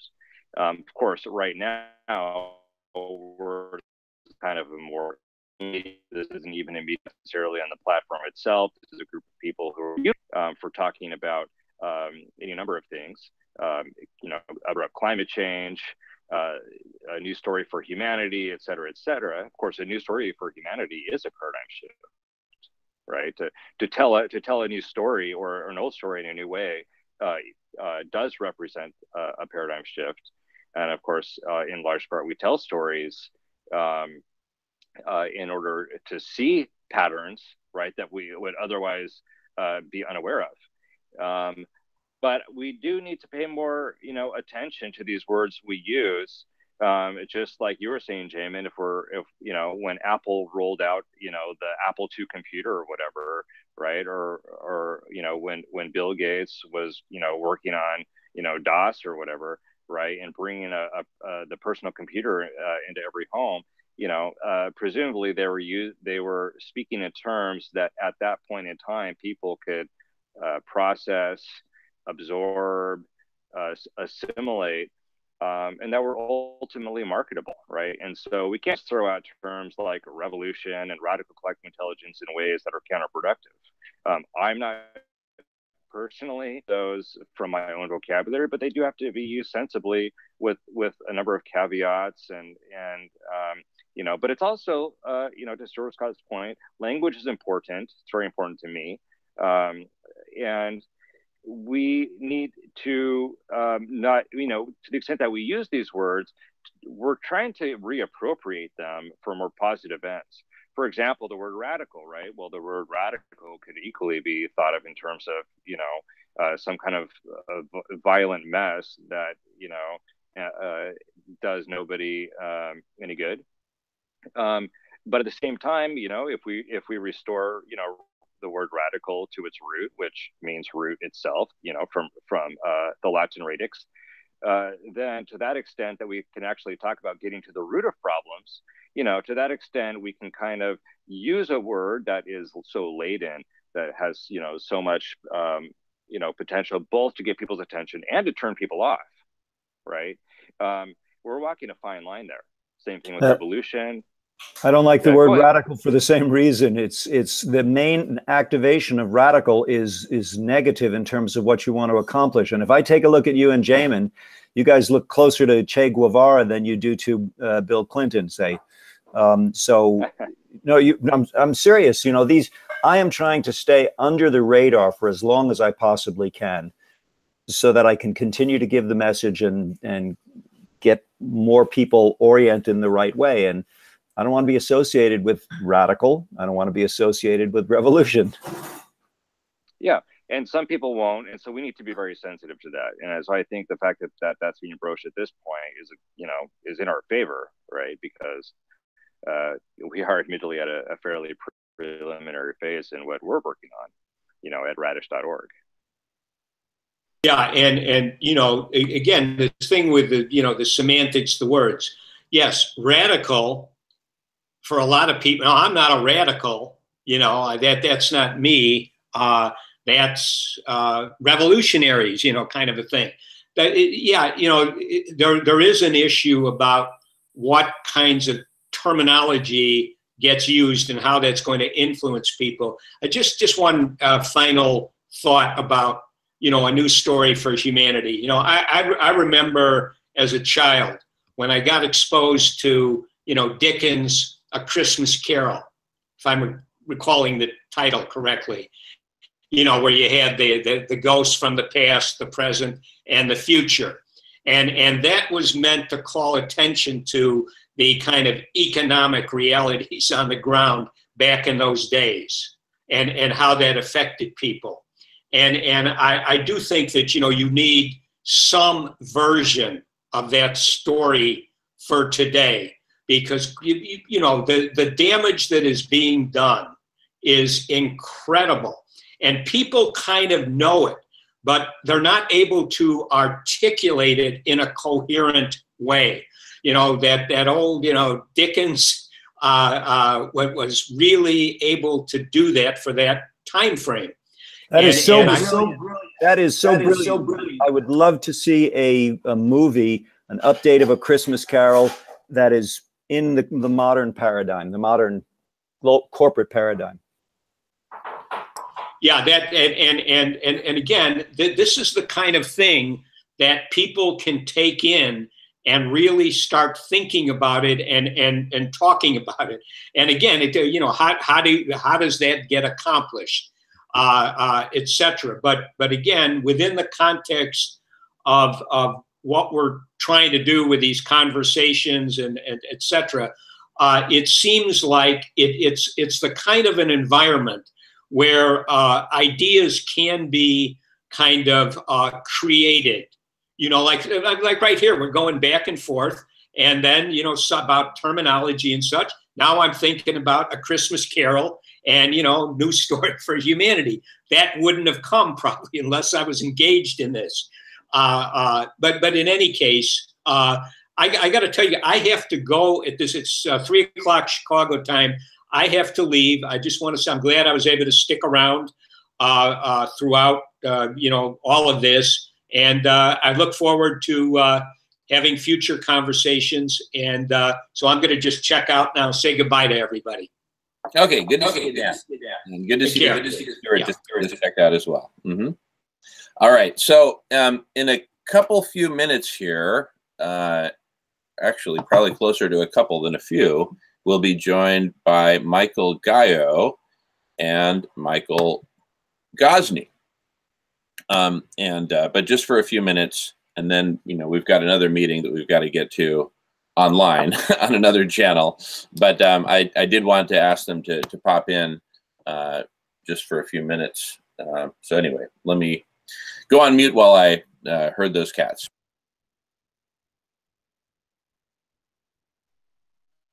Well, and it looks like we're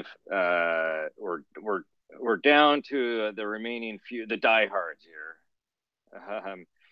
And I don't know if Stuart Scott dropped off intentionally or not. But whatever the case may be, it was intentional. I think he had only. I'm sorry, it was intentional. He had only budgeted 1 hour. He's got other stuff he needs to do at this time. Top of the hour, yeah. Well, I would love to have him back again. I respect him and his work, and frankly his points of view. And of course, they're all welcomed. All right. Speaking of welcome, I want to welcome Michael. Michael, we're broadcasting and recording. I just wanted to, have you experience this live and in the flesh, the Social Club at the End of the World. And hopefully we'll be joined soon enough by the Wizard of Goz. Anyway, I also wanted to introduce you to Alex. If you guys are open to like a public introduction, while we're rolling and all that. Yeah, is that cool with both of you guys? Can I get thumbs up if that's cool? If not, thumbs down. And no pressure. Okay, great. So Alex is in Austin, Texas. He's a software developer and super bright guy. He's in his mid 20s. And I'm just curious, do you use GitHub very much, Alex? Yeah, sorry, I only went on the site for 3 seconds, but I use GitHub every fucking day in my life. GitHub forever, Jamin. And you worked at Microsoft? I think someone was telling me that. I interviewed at Microsoft. I've worked at I've lived in Seattle. I don't know where you live in Washington, right? Anyway, that's it. But yes, I use GitHub all the time. I don't know what Radish is being made in, but I'll check out the GitHub page if you send it to me. Okay, great. I'm going to repeat the introduction of you right now because the Wizard of Goz just joined us from San Francisco. And welcome, Michael. Hi, Jamie. Nice to be here. Yeah, great to see you. Now, everybody knows we're recording and broadcasting and people are viewing and all that good stuff. Yes. But we're kind of at the tail end of a 2-hour marathon hangout. We rolled the last 2 into one because it just got going so good. Great. And we had Stuart Scott from Hawaii, Dan Bader from Chicago. We got Jason and Michael, who's in the south of France, and Alex is in Austin, Texas. And as promised, I'm going to reintroduce you, Alex. Alex is a software developer. He's on GitHub all the time. Gotcha.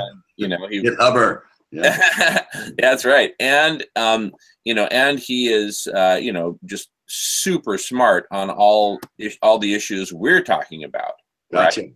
About abrupt climate change and everything else. So he's kind of this like really awesome intersection between all the bubbles in a Venn diagram or whatever you call those things. Right.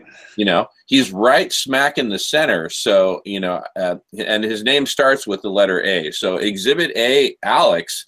I'm just going to turn it over to Alex because it's just so great to hear, your perspective. So if you don't mind being put on the spot, and well, there is no putting on the spot in Radish, but if you're game, please say a bit about yourself and kind of, how did you come into beautiful existence, and welcome again. Yeah, like you said, Jamin, I'm 25. It's nice to meet you. Sorry, it was Michael Gayo, and yes. They're both Michael. Yeah, we got a lot of Michaels around here. Goz and Gayo. Yeah. I love all. I went to. I'm saying this now. I tell everyone, you guys, all my brothers and my sisters, I love you all. I say that out of Great Depression because I don't think I will live to be your age, but no hatred there. If it was flipped and I was your generation, I would have fucked it up just as much. I don't blame anyone, and I talk about love at all times, and I just right on. That's beautiful. I'm not saying that in a depressing way. I'm just saying I think reality needs to be taken in, and you know, I think about what I want to do with my life. This summer, I'm thinking of going to Australia to see the coral reef because 50% of it died last year. And, well, if you want to see that, I would go see it in the next 2 years if we still have.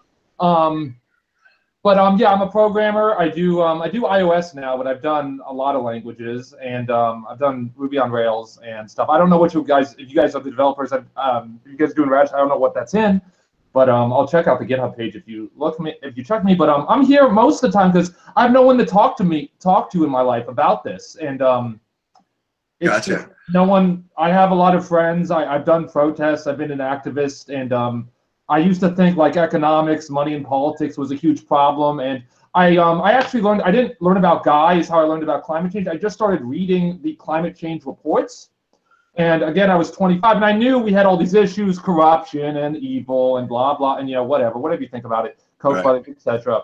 And when I started reading James Hansen's reports, I just read them. I couldn't believe it was this bad. Like I couldn't believe because I knew I'd read Noam Chomsky, who talks about how the media doesn't talk about certain issues, and I was like, dude, if it was this bad, CNN would say something, right? Right, you would think. If it was this of course they would. If the Earth was on fucking fire, which it is, it's just I'm not like I think people think abrupt climate change is literally everything's on fire. My hair's on fire, my glasses are on fire, the table, my computer's on fire. But I was like, if it was this bad, and the thing is, even if it's like we have 20 years, we can only solve it now. We're not even, anyway, there's a lot of science that I think I'm talking to like-minded people here. And I just couldn't believe it. And so what happened is I read James Hansen, and James Hansen talks about global dimming.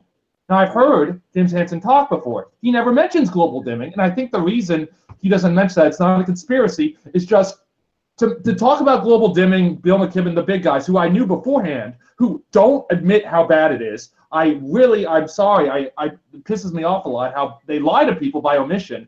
Because if they were to admit global dimming, they would say, hey, even if we were to win, whatever winning is, global dimming would happen. If we were to cut off carbon emissions, global dimming would happen, or at least we need. So, and I think that they don't get in a smoky room and decide to not talk about it. I just think they know that would happen. They would just know people would get very depressed if they talked about global dimming openly, and that's something that really pisses me off about the movement. I go to 350 movements now, and we don't have power, we don't have force, we don't have money, we don't even really have knowledge. All we have is the truth. All we have is the truth. You can go and tell someone the truth, and you know that that's the truth if they look it up. And the climate movement, I'll call it the central climate movement, doesn't even use the truth. Yeah. And the truth is, we can only solve it now. Like they don't eat anyway. I want everyone else to speak because I love everyone here. And please keep talking, Alex. Okay. Because the rest of us here, we all know each other. We know each other. Okay. I didn't know how much you guys know each other. Yeah. And it's just well, I just want to say I totally appreciate your inquiring mind, and I just hope that. And I have a number of millennial friends, and we kind of attract, as we've attracted here, with common resonance, right? And so I know a lot of other turned on woke millennials like yourself, but you guys have to get your friends, your circles, your generation on this thing, and somehow we got to get them out of the cell phones. It's so sad. And so that's maybe one of the reasons that I know we're very excited to connect with people just like yourself, who, on one hand, you're like a younger brother to those of us here on the phone, buddy. I mean, we know that technology in many ways got us into this mess, and it can get us out of this mess. But without human collective intelligence guiding the way and the application of all our incredible magic technologies, we're going nowhere. And so without a will on the part of millions to do this and engage in the kind of massive cross-generational, cross-national, cross-organizational collaborations that are necessary, we're not going to make it. It's all just disaster management is all the rest of our existence will be. So bravo. I'm so glad. And I know you guys have already had some great exchange, and I'm sure that there's some ways for us to be working together. Our broader technical vision for Radish is something, I don't know how much you guys touched on that, but that's something I really would think that you would be a great advisor to us, actually, as we're strategizing our technical path going forward. So there's a quick response. Yeah, I'm just amazed no one knows about it. Like, in some ways, I said this before, like, I would just be happy if everybody knew, because something that scares me, one of the few things I try to do a lot of like psychological experiments is if the system really breaks down the way Guy talks about, and I don't know. I think the only thing, I don't think Guy can predict the future, and we'll see. But like the violence that will be, if civilization breaks down, will be, I can't even imagine. And I can imagine a lot of things. The violence, just, you have the water, I don't have the water, and what I'm going to do to you to get the water on a basic level, food, shelter, whatever, is mind-numbing. And so it just crushes me. It crushed me. I had 3 months of depression, and I've never been depressed. I'm usually like, I love everyone, and I agree with you. It's so sad. You know, I do a software developer. I have a group of 6. They all have Ivy League degrees. They can do. I'm the lowest rung developer. They can do math problems. They can do AI. They can do TensorFlow, whatever. No political intelligence of any kind. They know nothing. They're like, oh, maybe Donald Trump doesn't even make them think about things. Like, maybe our society is going in the wrong direction. We elected a fascist megalomaniac. Maybe we should rethink things. I'm so sad at my generation. I mean, I'm just sad in general. Yeah. And I don't want to go into the sad category because it gets so sad. Well, you know, people are generally good, and but we are just a sheeple civilization, and we've been and still are. We're really held in the grip of these behind the scenes culture shaper controllers.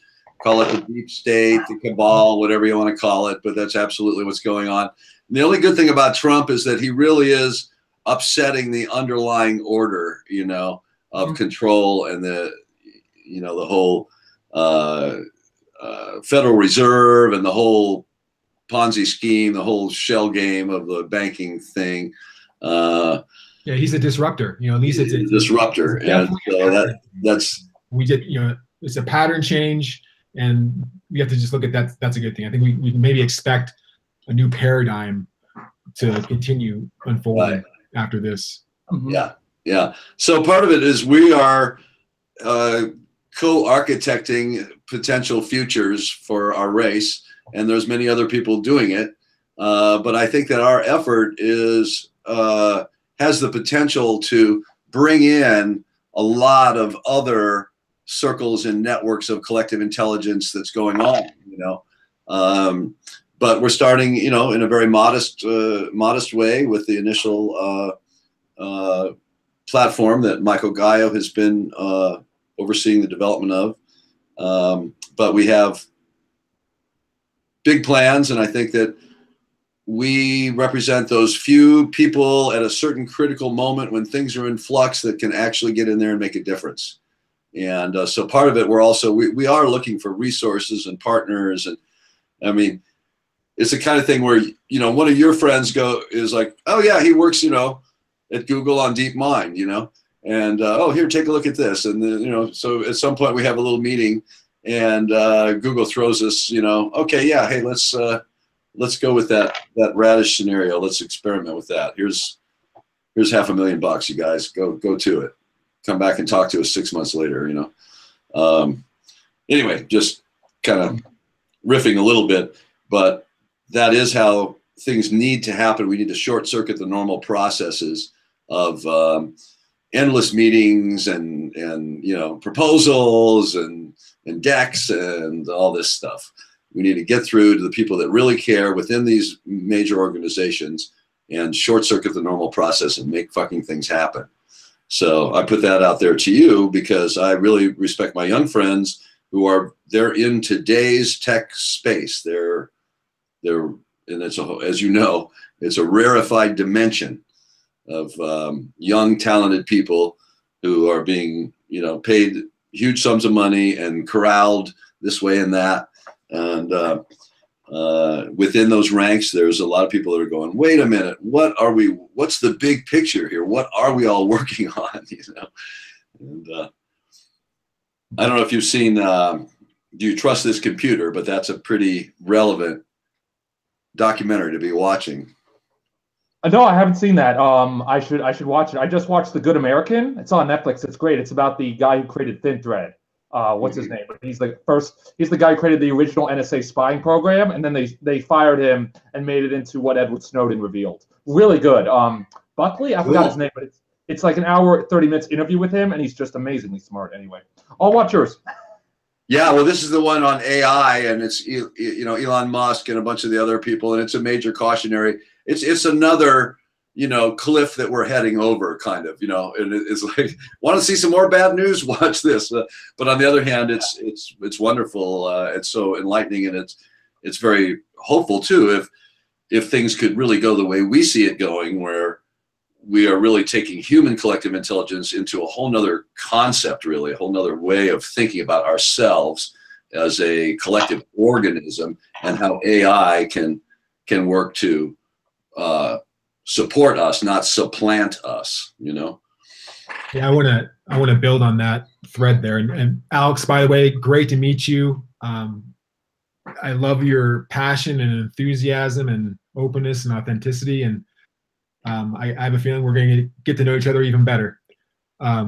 So welcome. And but I want to just continue going on what Gaza was talking about, AI, because yeah, I watched that movie. What was it again? Can You Trust This Computer? Do You Trust This Computer? Weeks ago. Yeah, it was a great documentary. I highly recommend it. And then, but then in the last few weeks, I was really excited to come on to this call today. You know, we had a regular scheduled call, and I've been doing a deep dive into AI for the last week.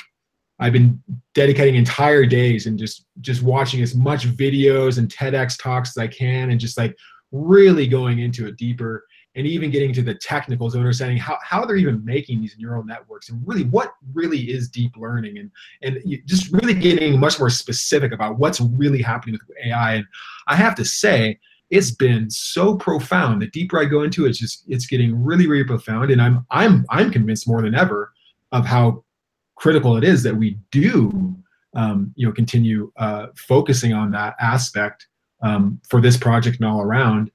And that but in particular, something you said, guys, I feel that, you know, there's so much we could say about the development of AI and what we're going into, and most of it's really actually unknown. That's the big thing about it. It's this hyper object of we don't quite know what we're going into. But I think one key aspect, and this was reflected in the movie Her, which is another great movie to watch about AI, a fiction, but it has a really great point to it, is that I think that I get this really good sense that as we go more and more into AI, because like a lot of the developers, a lot of even like the super pro engineers who are really into this, and they're building these layered neural networks into deep learning processes, most of the times they don't even know what they're doing. They'll get these results of intelligence, and they don't even really understand exactly how it works. And you know, we're just beginning with it, and we don't understand how it works. I get the sense that the further we go into this, it's going to start reflecting back to humans and our collective intelligence, that it's going to start reflecting us that we really don't understand that much about our own intelligence, and it's going to start teaching us and directing us to really start understanding much more about ourselves. And that's the key thing, is because we've come this far in human history, and we're in trouble now, and we actually have all the resources we need to solve these solutions. We have all the people we need. We have plenty of people. We have everything we need to solve these solutions. Yet why is it not happening? I think we're actually up against a certain intelligence threshold. Where our brains can only grow this big. Our biology is not able to keep up with the complexity. And so artificial intelligence is going to take us there, and it might be really messy and really scary, but I just don't see any other way. And I see that there's kind of two elements. It's both that artificial intelligence itself, as this utility and tools, will play a big part in solving some of the problems for us. But at the same time, there's going to be a very psychological element, like a reflective psychological element, that'll come back to us, in that we'll start to uncover such mysteries about intelligence and how intelligence work and understanding how it's working that's going to really start informing us about ourselves, and that we'll be able to begin updating ourselves individually and as a collective as we probably merge with this technology. So I just feel more enthusiastic than ever that that's definitely the path to solving these problems and solving the problems and going forward with continuing to just evolve a wonderful human culture on this earth. Well, and you touched on something really vital there, and it reminds me of a talk that was at the consciousness hacking groups, which is a wealth of information, actually the videos of those talks over the past couple of years. But it was a guy from Google, from DeepMind, that was working on, his project was spiritual AI. How do you create a spiritual AI? And the gist of his talk was they were learning so much about human consciousness. I mean, that's what it gets to be, is understanding ourselves in ways that we've never had before in trying to create this AI that's really rooted in what makes us unique, which is the spiritual dimension, you might say. But anyway, just. And what's interesting too is, isn't it an amazing synchronicity that we've had this long arc of time that's had this building sociological and ecological crisis that's now seems to become to some kind of major threshold of emergency, and yet at the same time it just so happens that the internet and information technology and AI is just kind of like coming up at the same time to meet this challenge. And isn't that interesting that they seem to be synchronizing? Well, it's interesting, and it also, to me, is part of how nature works, and that's what my personal work is actually about, is the intention of, you might call it colonies of mind, that whether it's a nation state or a social movement, a political movement, an island country, they are intending as a group. And so these little weak minds become a collective mind, and they're intending something. And the backplane of the planet says, okay, great, that's what they want. I'm going to manifest that as best I can. And that's how all the synchronicities happen. And that's why people think that they are, that God is on their side, because all of these synchronicities happen for them.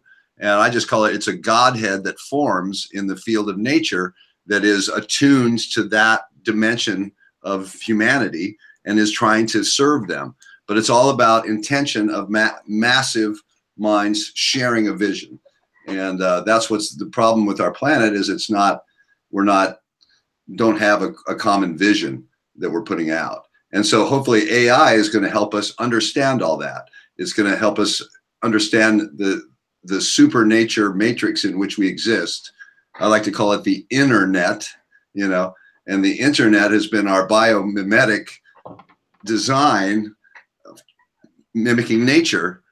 And we're getting more and more sophisticated in our mimicking of nature, to the point where we're actually going to intersect with the nature mind, you might say, in a revelationary way. My goodness, what a beautiful discussion. MC, I'll give you the mic in a second if you don't mind. I just wanted to share this wonderful book by Nick Bostrom, Superintelligence, Paths, Dangers, Strategies. He is the head of Artificial Intelligence Research Center at Oxford University, and this is Oxford University Press. Quote on the front cover: "I highly recommend this book by Bill Gates." Somebody who knows a thing or two about AI. I've got that on my audio. I've got the audio book. I'm listening to it right now. Well, great minds think alike. Yeah. And I literally recommend it for everyone on this call. And by the way, Alex, welcome to the family. You've been anointed by the Wizard of Oz, so you're one of the brothers. I'm just grateful your name's not Michael. I was getting really it's the most common name. I blame Michael Jackson or whatever. I don't know. Michael Jordan. I don't fucking know. You guys are older than both of them, but Alex, hey, fill us in a little bit, Alex, on for me at least where you are and what little more personally of what your scene is. Yeah. So you mentioned the Fed. Actually, that's how I got into just I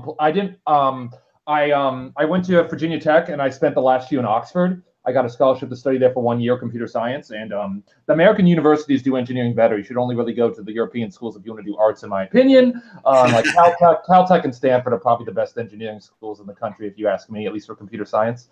Caltech is stupid good. Carnegie Mellon too. But I live in Austin, Texas. Gotcha. Weather is nice right now. You guys all in California or something like that? I'm in San Francisco. San Francisco. I've been there for 1 day. I interviewed with Facebook, those data stealing devils. Okay.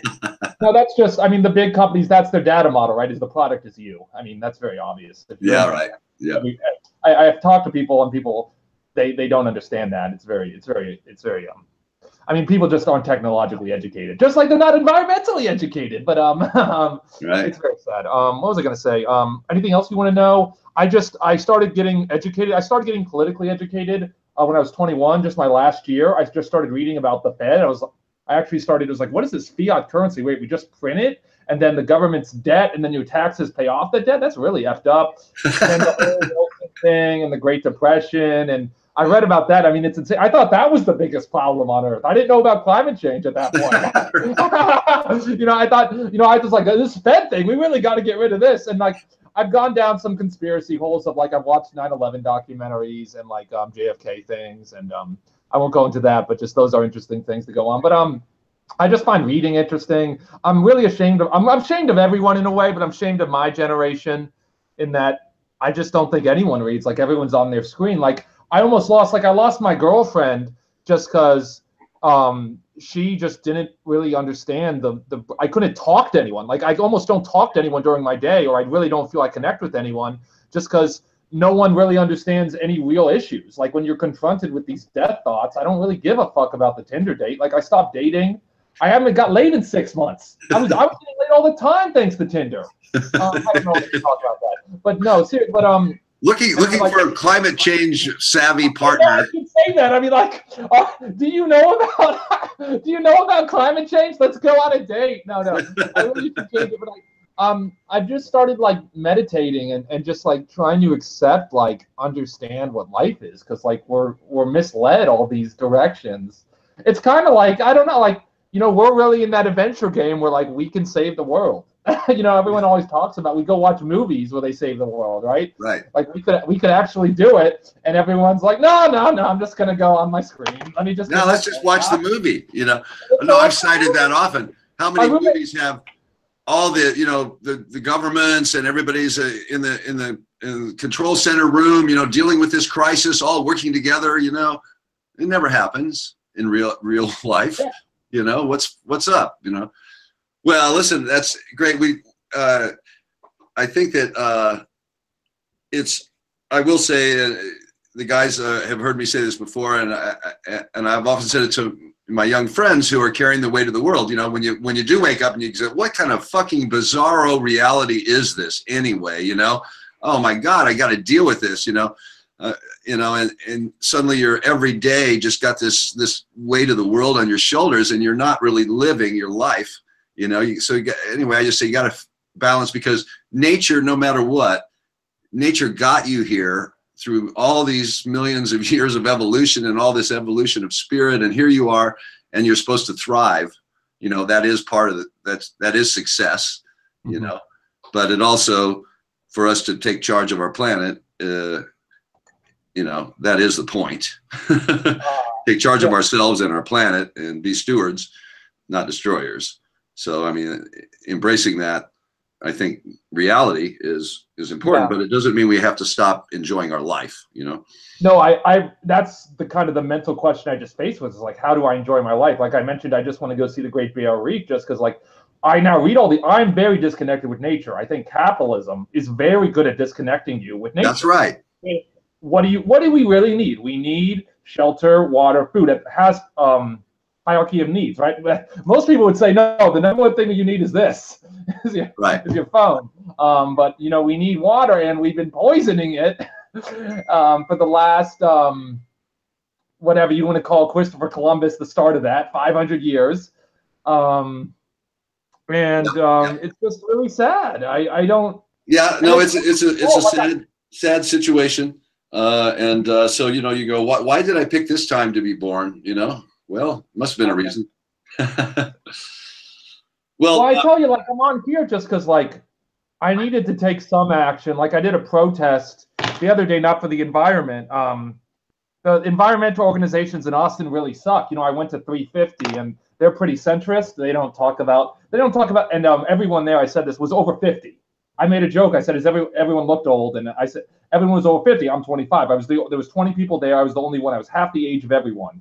And they seem to think like a carbon tax would fix this. I asked everyone, what was your solution? And I got scammed for this because they asked me, well, what's your solution if you don't agree with the carbon tax? And I said, we should overthrow the government. And then everyone thought I was a radical. And you know, I said, and they seemed, and Jamin, the past conversation you guys missed, they seem to indicate, I mean, violence. Now, overthrow is usually associated with that word, violence. But I mean that we need to completely change our whole paradigm and relationship to the earth. And the thing with the car, anyway, well, you guys know what carbon tax is, BS. Yeah, we know. But, the whole thing is like, they're even stuck in their own paradigm where when you say carbon tax, of course I'd want a carbon tax. If I could press the button, I'd press it now, right? But you still admit the economy is more important than the environment. Anyway, I think I'm talking to people who actually get it, so I won't go in there. But right, you still admit, economy, and that's what we live in, is right? The economy is the number one thing. And it's going to kill us. Yeah. It's a construct that's not taking us anywhere good. That's for sure. Gentlemen, I just need to jam in something, and then I think, Gaz, you're going somewhere important. So just a few of the contents from this book, Superintelligence, that we're all plugged into. Yeah. So Alex, did you meet Nick Bostrom at Oxford? Nick Bostrom, no, so I don't know who that is. I've talked to Guy McPherson, and that's it, personally. Okay, sorry. Anyway, so paths to superintelligence. Listen to this. Artificial intelligence, whole brain emulation, literally just emulating the brain without necessarily understanding it, but emulating it. Biological cognition. Brain-computer interfaces. We're getting warm. Finally, networks and organizations. And that's what we're creating here. We're creating an amalgam between AI in its current form. We're not waiting for Godot. We're not waiting for strong AI or whatever. We're putting together what we have. Remind me to ask you a riddle in a moment here. But anyway, then the next chapter of the book goes into forms of forms of superintelligence. Listen to this. Speed superintelligence, a superintelligence based on speed of computation. Collective superintelligence.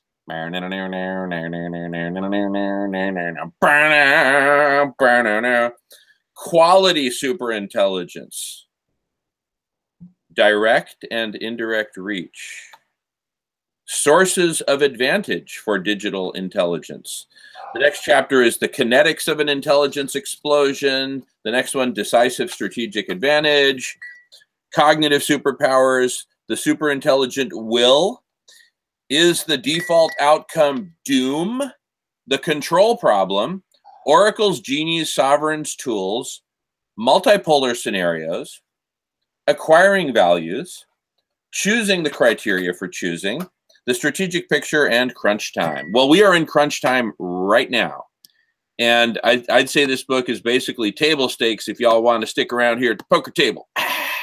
And speaking of the poker table, the party's moving to Texas. Yeehaw! Anyway, that's a whole other topic. But it literally is. And but really, this is our moment, gentlemen. This is our moment. And I really think that, look, we're on one of the paths. Hey, maybe we'll get scooped by some giant super AI, that IBM unveils next week. But until then, the precautionary principle dictates that we need to give this our all and really push the envelope of radical collective intelligence as quickly as we can. Expand it, transform it, turn it upside down, turn it into your wildest dreams. But we are one of the runners at the starting gate in the Olympics 2018 of superintelligence. We're here. Talk about people who are doing this and getting amazing results and don't even know what they're doing. That's us. We're in the process of generating amazing results, and we don't even know what the bleep we're doing, right? And it's really interesting as Gaio articulated that. It was a flashback to 1996. I was a grad student at UC San Diego at the time. I'd done MIT and then Berkeley and then down to UC San Diego. I was like, you know, somebody does Dallas, except, you know, in grad schools. Anyway, at this stage of the game, I was at UC San Diego, and I started working with Natural Selection Incorporated, the pioneers and leaders of evolutionary programming, one of the forms of artificial intelligence. And one of my very first computational jobs was to build this neural network to, you know, predict whether a female patient has breast cancer or not based on the data from 32 input variables, right? And, you know, got some guidance from my manager and, you know, built this, you know, multi-layered neural network and, you know, and, you know, coded it all in C, right? Not even C++, just C, straight up using structures and whatnot. Coded it all up, you know, built, thank you, built an optimization layer around the model using evolutionary programming, and literally evolved a neural network like a heat-seeking missile to be the very best predictor based on the training set of data. And then we tested it out with real data. Anyway, I had that very experience, and it worked incredibly well. We published a paper on it. Google Jamin Shively neural network, you know, brain, breast cancer, you know, anyway, you can read it if you want. When was that, Jamin? That was like 1996. You know, that's interesting. Just about 2 days ago, I was in my research, I came across a TED Talk of a young girl. She must have been, you know, in her early 20s. And she did the same thing. She was experimenting with neural networks, and then I think her aunt or her sister ended up getting breast cancer. And she became so inspired to help her relative, her family member, that she dedicated all her time to building a neural network that examined, looking for patterns of cancer in the breast, and it ended up actually working. And go check out the video, Jamin. I will. You've inspired me. You've inspired me. And if she's early 20s, introduce her to Alex. But anyway, but I'm having this deja vu all over again experience where, you know, where we are right now, I feel like I did in 96, playing, or, you know, building an evolutionary program to optimize a neural network that I designed. Bam, it just worked. And suddenly it's just got this amazing predictive capability, right? Well, dumb little me, and bam, out from my, you know, bedroom explodes this, you know, AI. And, but what's happening here is way more powerful. This is radical collective intelligence, and we're starting to. And here's the riddle I wanted to tell you, because that's seriously the main point I want to make, which is that the riddle is, so back in the 1940s, when Toyota was, you know, launching the modern Toyota, which became the #1 car company in the world, did he wait for strong AI to come along to design the first car for him, or did he B, take nuts and bolts and tires and, you know, put together cars and just start selling them, still hoping for a strong AI to come along, but in the meantime, you know, doing some business? The answer is obviously the latter. And the point I'm making is that we can cobble together something way more powerful than any kind of intelligence seen on Earth, including the strongest forms of AI in existence today at IBM, Google, or wherever. We can cobble together with human beings interacting, you know, in a, you know, connecting with layers of AI, right? That's exactly what we're doing. We're connecting human beings with layers of AI, and we are launching something absolutely phenomenal that's going to be like the little dragon from, you know, Harry Potter, you know, cute little thing, and then bam, next thing you know, it's bigger than your house. And how do you feed it? And how do you not get your head bitten off from it? You know, anyway, that's what's going on. Enough said on my part. Been a bit loquacious. Thanks for listening. I'm going to go on mute. And I know, you know what, Jamin, I want to just, I think something that really helps me, and, you know, speaking to what you're talking about, Alex, around, you know, getting depressed sometimes, and I've been there several times, particularly, you know, I've worked kind of at this intersection of where information technology meets ecological and sociological sustainability. Years now, there was a period I spent about 4 years focusing on the mass extinction of the species back in the early 2000s. And there was a point where the data and the stats around all these, not just animals, but species that are going extinct, got to be so depressing that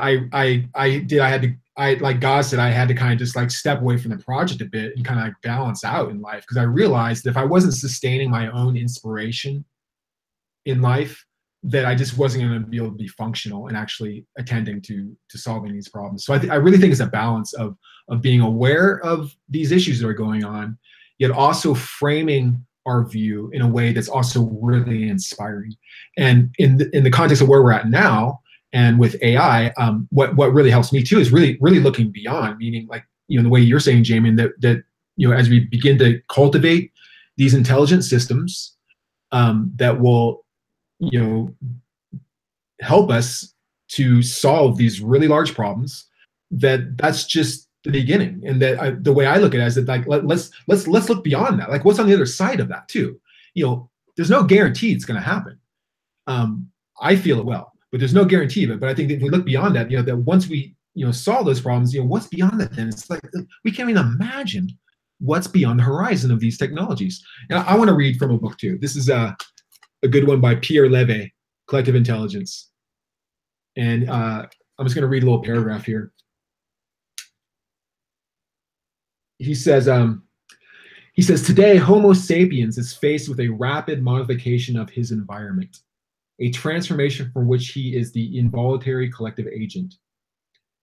Either we cross a new threshold. He says, I am not implying that our species is threatened with extinction or that the end of the world is approaching. I'm not preaching millenarianism. Rather, I would like to point out an alternative.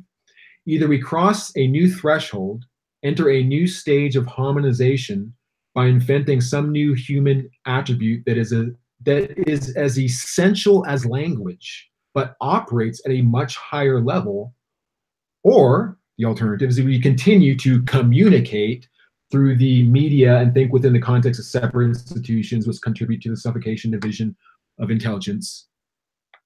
But if we are committed to the process of collective intelligence, we will gradually create the technologies, science systems, forms of social organization, and regulation that enable us to think as a group, concentrate our intellectual and spiritual forces, and negotiate problems we must inevitably confront.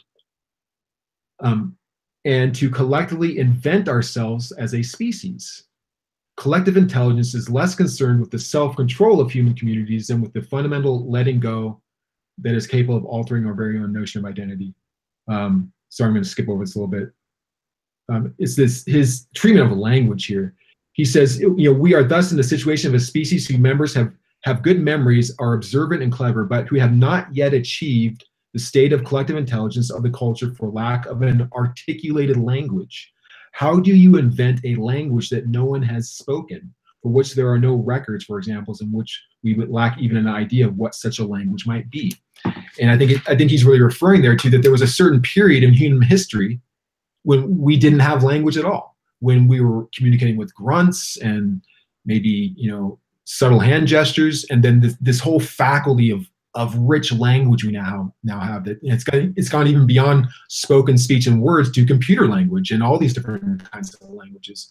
But there was a point when that magical thing called language emerged in our history, and I think that beyond the ecological crisis is something like that. There's going to be something emerging on the order of language, not language itself, but something like that. I think it's, Michael, related to myth, which I know you're deep in that world too. The mythos taking on a new dimension, that it's the living mythos. There's something there. And it's almost kind of hard to get the words to. Yeah, well, that's what, like, even just imagine what that might be, and that we might be, that we're birthing some kind of super organism. Well, we are. I mean, I think there's some new level of higher ordering and communication around that that's unimaginable at this point. It just inspires me to know that we're in the period of history where that's the opportunity. That goes slightly, that it's that magnetism of that telos that leads towards that's bringing us up to first solving these global problems and then going through that and beyond. And Right. just saying that that's what inspires me too, is keeping that in mind. Yeah. That's what we're also building.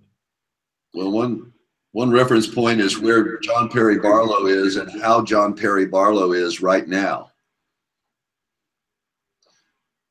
In other words, our afterlife is related to the supermind of the planet. So getting into esoteric territory there. But we're all working on this project. I think it's something that is kind of generally perceived, whether we're on this side of the veil or that side. We're still, this world is our creation. Whether we're in our fifth dimensional space totally or just plugged into it from this 4D encapsulation of embodiment. So. And, you know, a language encodes and embodies within it so much history, so much cultural history, that ultimately boils down to what works in this modality that we're in, this chosen modality. And of course, the modality co-evolves with the language, with the paradigms. It's all one thing. We're just like the 7 blind men, you know, groping around at different parts of the elephant. One of us feeling a carpet, one of us feeling a whatever, you know. And to the point of what this new language is, what it represents, I just wanted to screen share here real quick. I posit to you that, you know, the first grunt in this new language, right, beyond the massgasm grunt of just people coming together. So the second grunt is whole world. Oh, whole world. Oh, what's that? Oh, people and planet, right? You know, so, you know, and then so this taxonomic thinking of all the specific needs, right? This is locally, think globally, whole world, act locally at the level of all the specific needs. And then thanks to the great work of Dr. Tony McCaffrey and others, we have brain swarming, and that gives us a whole language, right?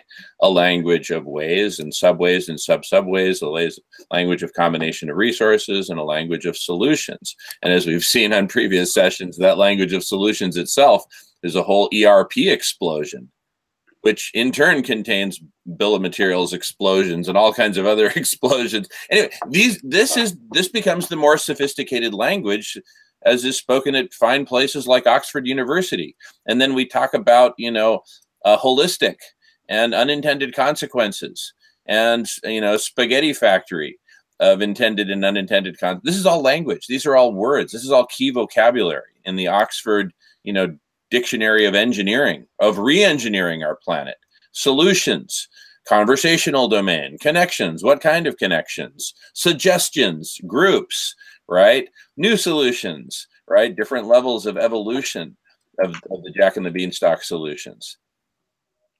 Simulator, simulations, combinations of solutions, optimization, like, you know, anyway, I don't want to. No, that's good for you to do that. I don't know if you shared that before with Alex, any of that, but I think it's good for him to see that, just get a glimpse of all this thinking that's gone into the Radish project going forward. But I wonder, and for me, I've got another 10 minutes, if there's a traction point to work with Alex somehow. And I wonder if maybe not in this session, but in a future session, Alex and Michael Gaia might, you know, go into the GitHub mode and talk through what we're building right now as this conversation platform as a very first step in the Radish trajectory. Put your mic on, Jamin. You're muted, Jamin. Oh, I'm sorry. Thanks, Michael. I just wanted to offer to stop broadcasting and stop recording if we wanted to have kind of a more, you know, intimate conversation about possibility. I'm just offering. I'm not like saying, hey, I'm not throwing down the gauntlet, because this is also part of history in the making, you know, this very meeting, right? And, you know, what we're, Michael, you're on mute now. So back. It's a public meeting, so to speak.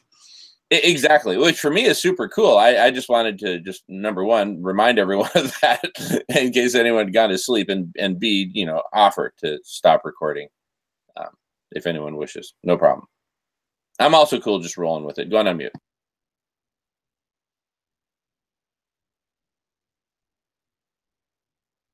It doesn't matter anyway. The NSA has everything, no matter what we do. I'm more in terms of like information.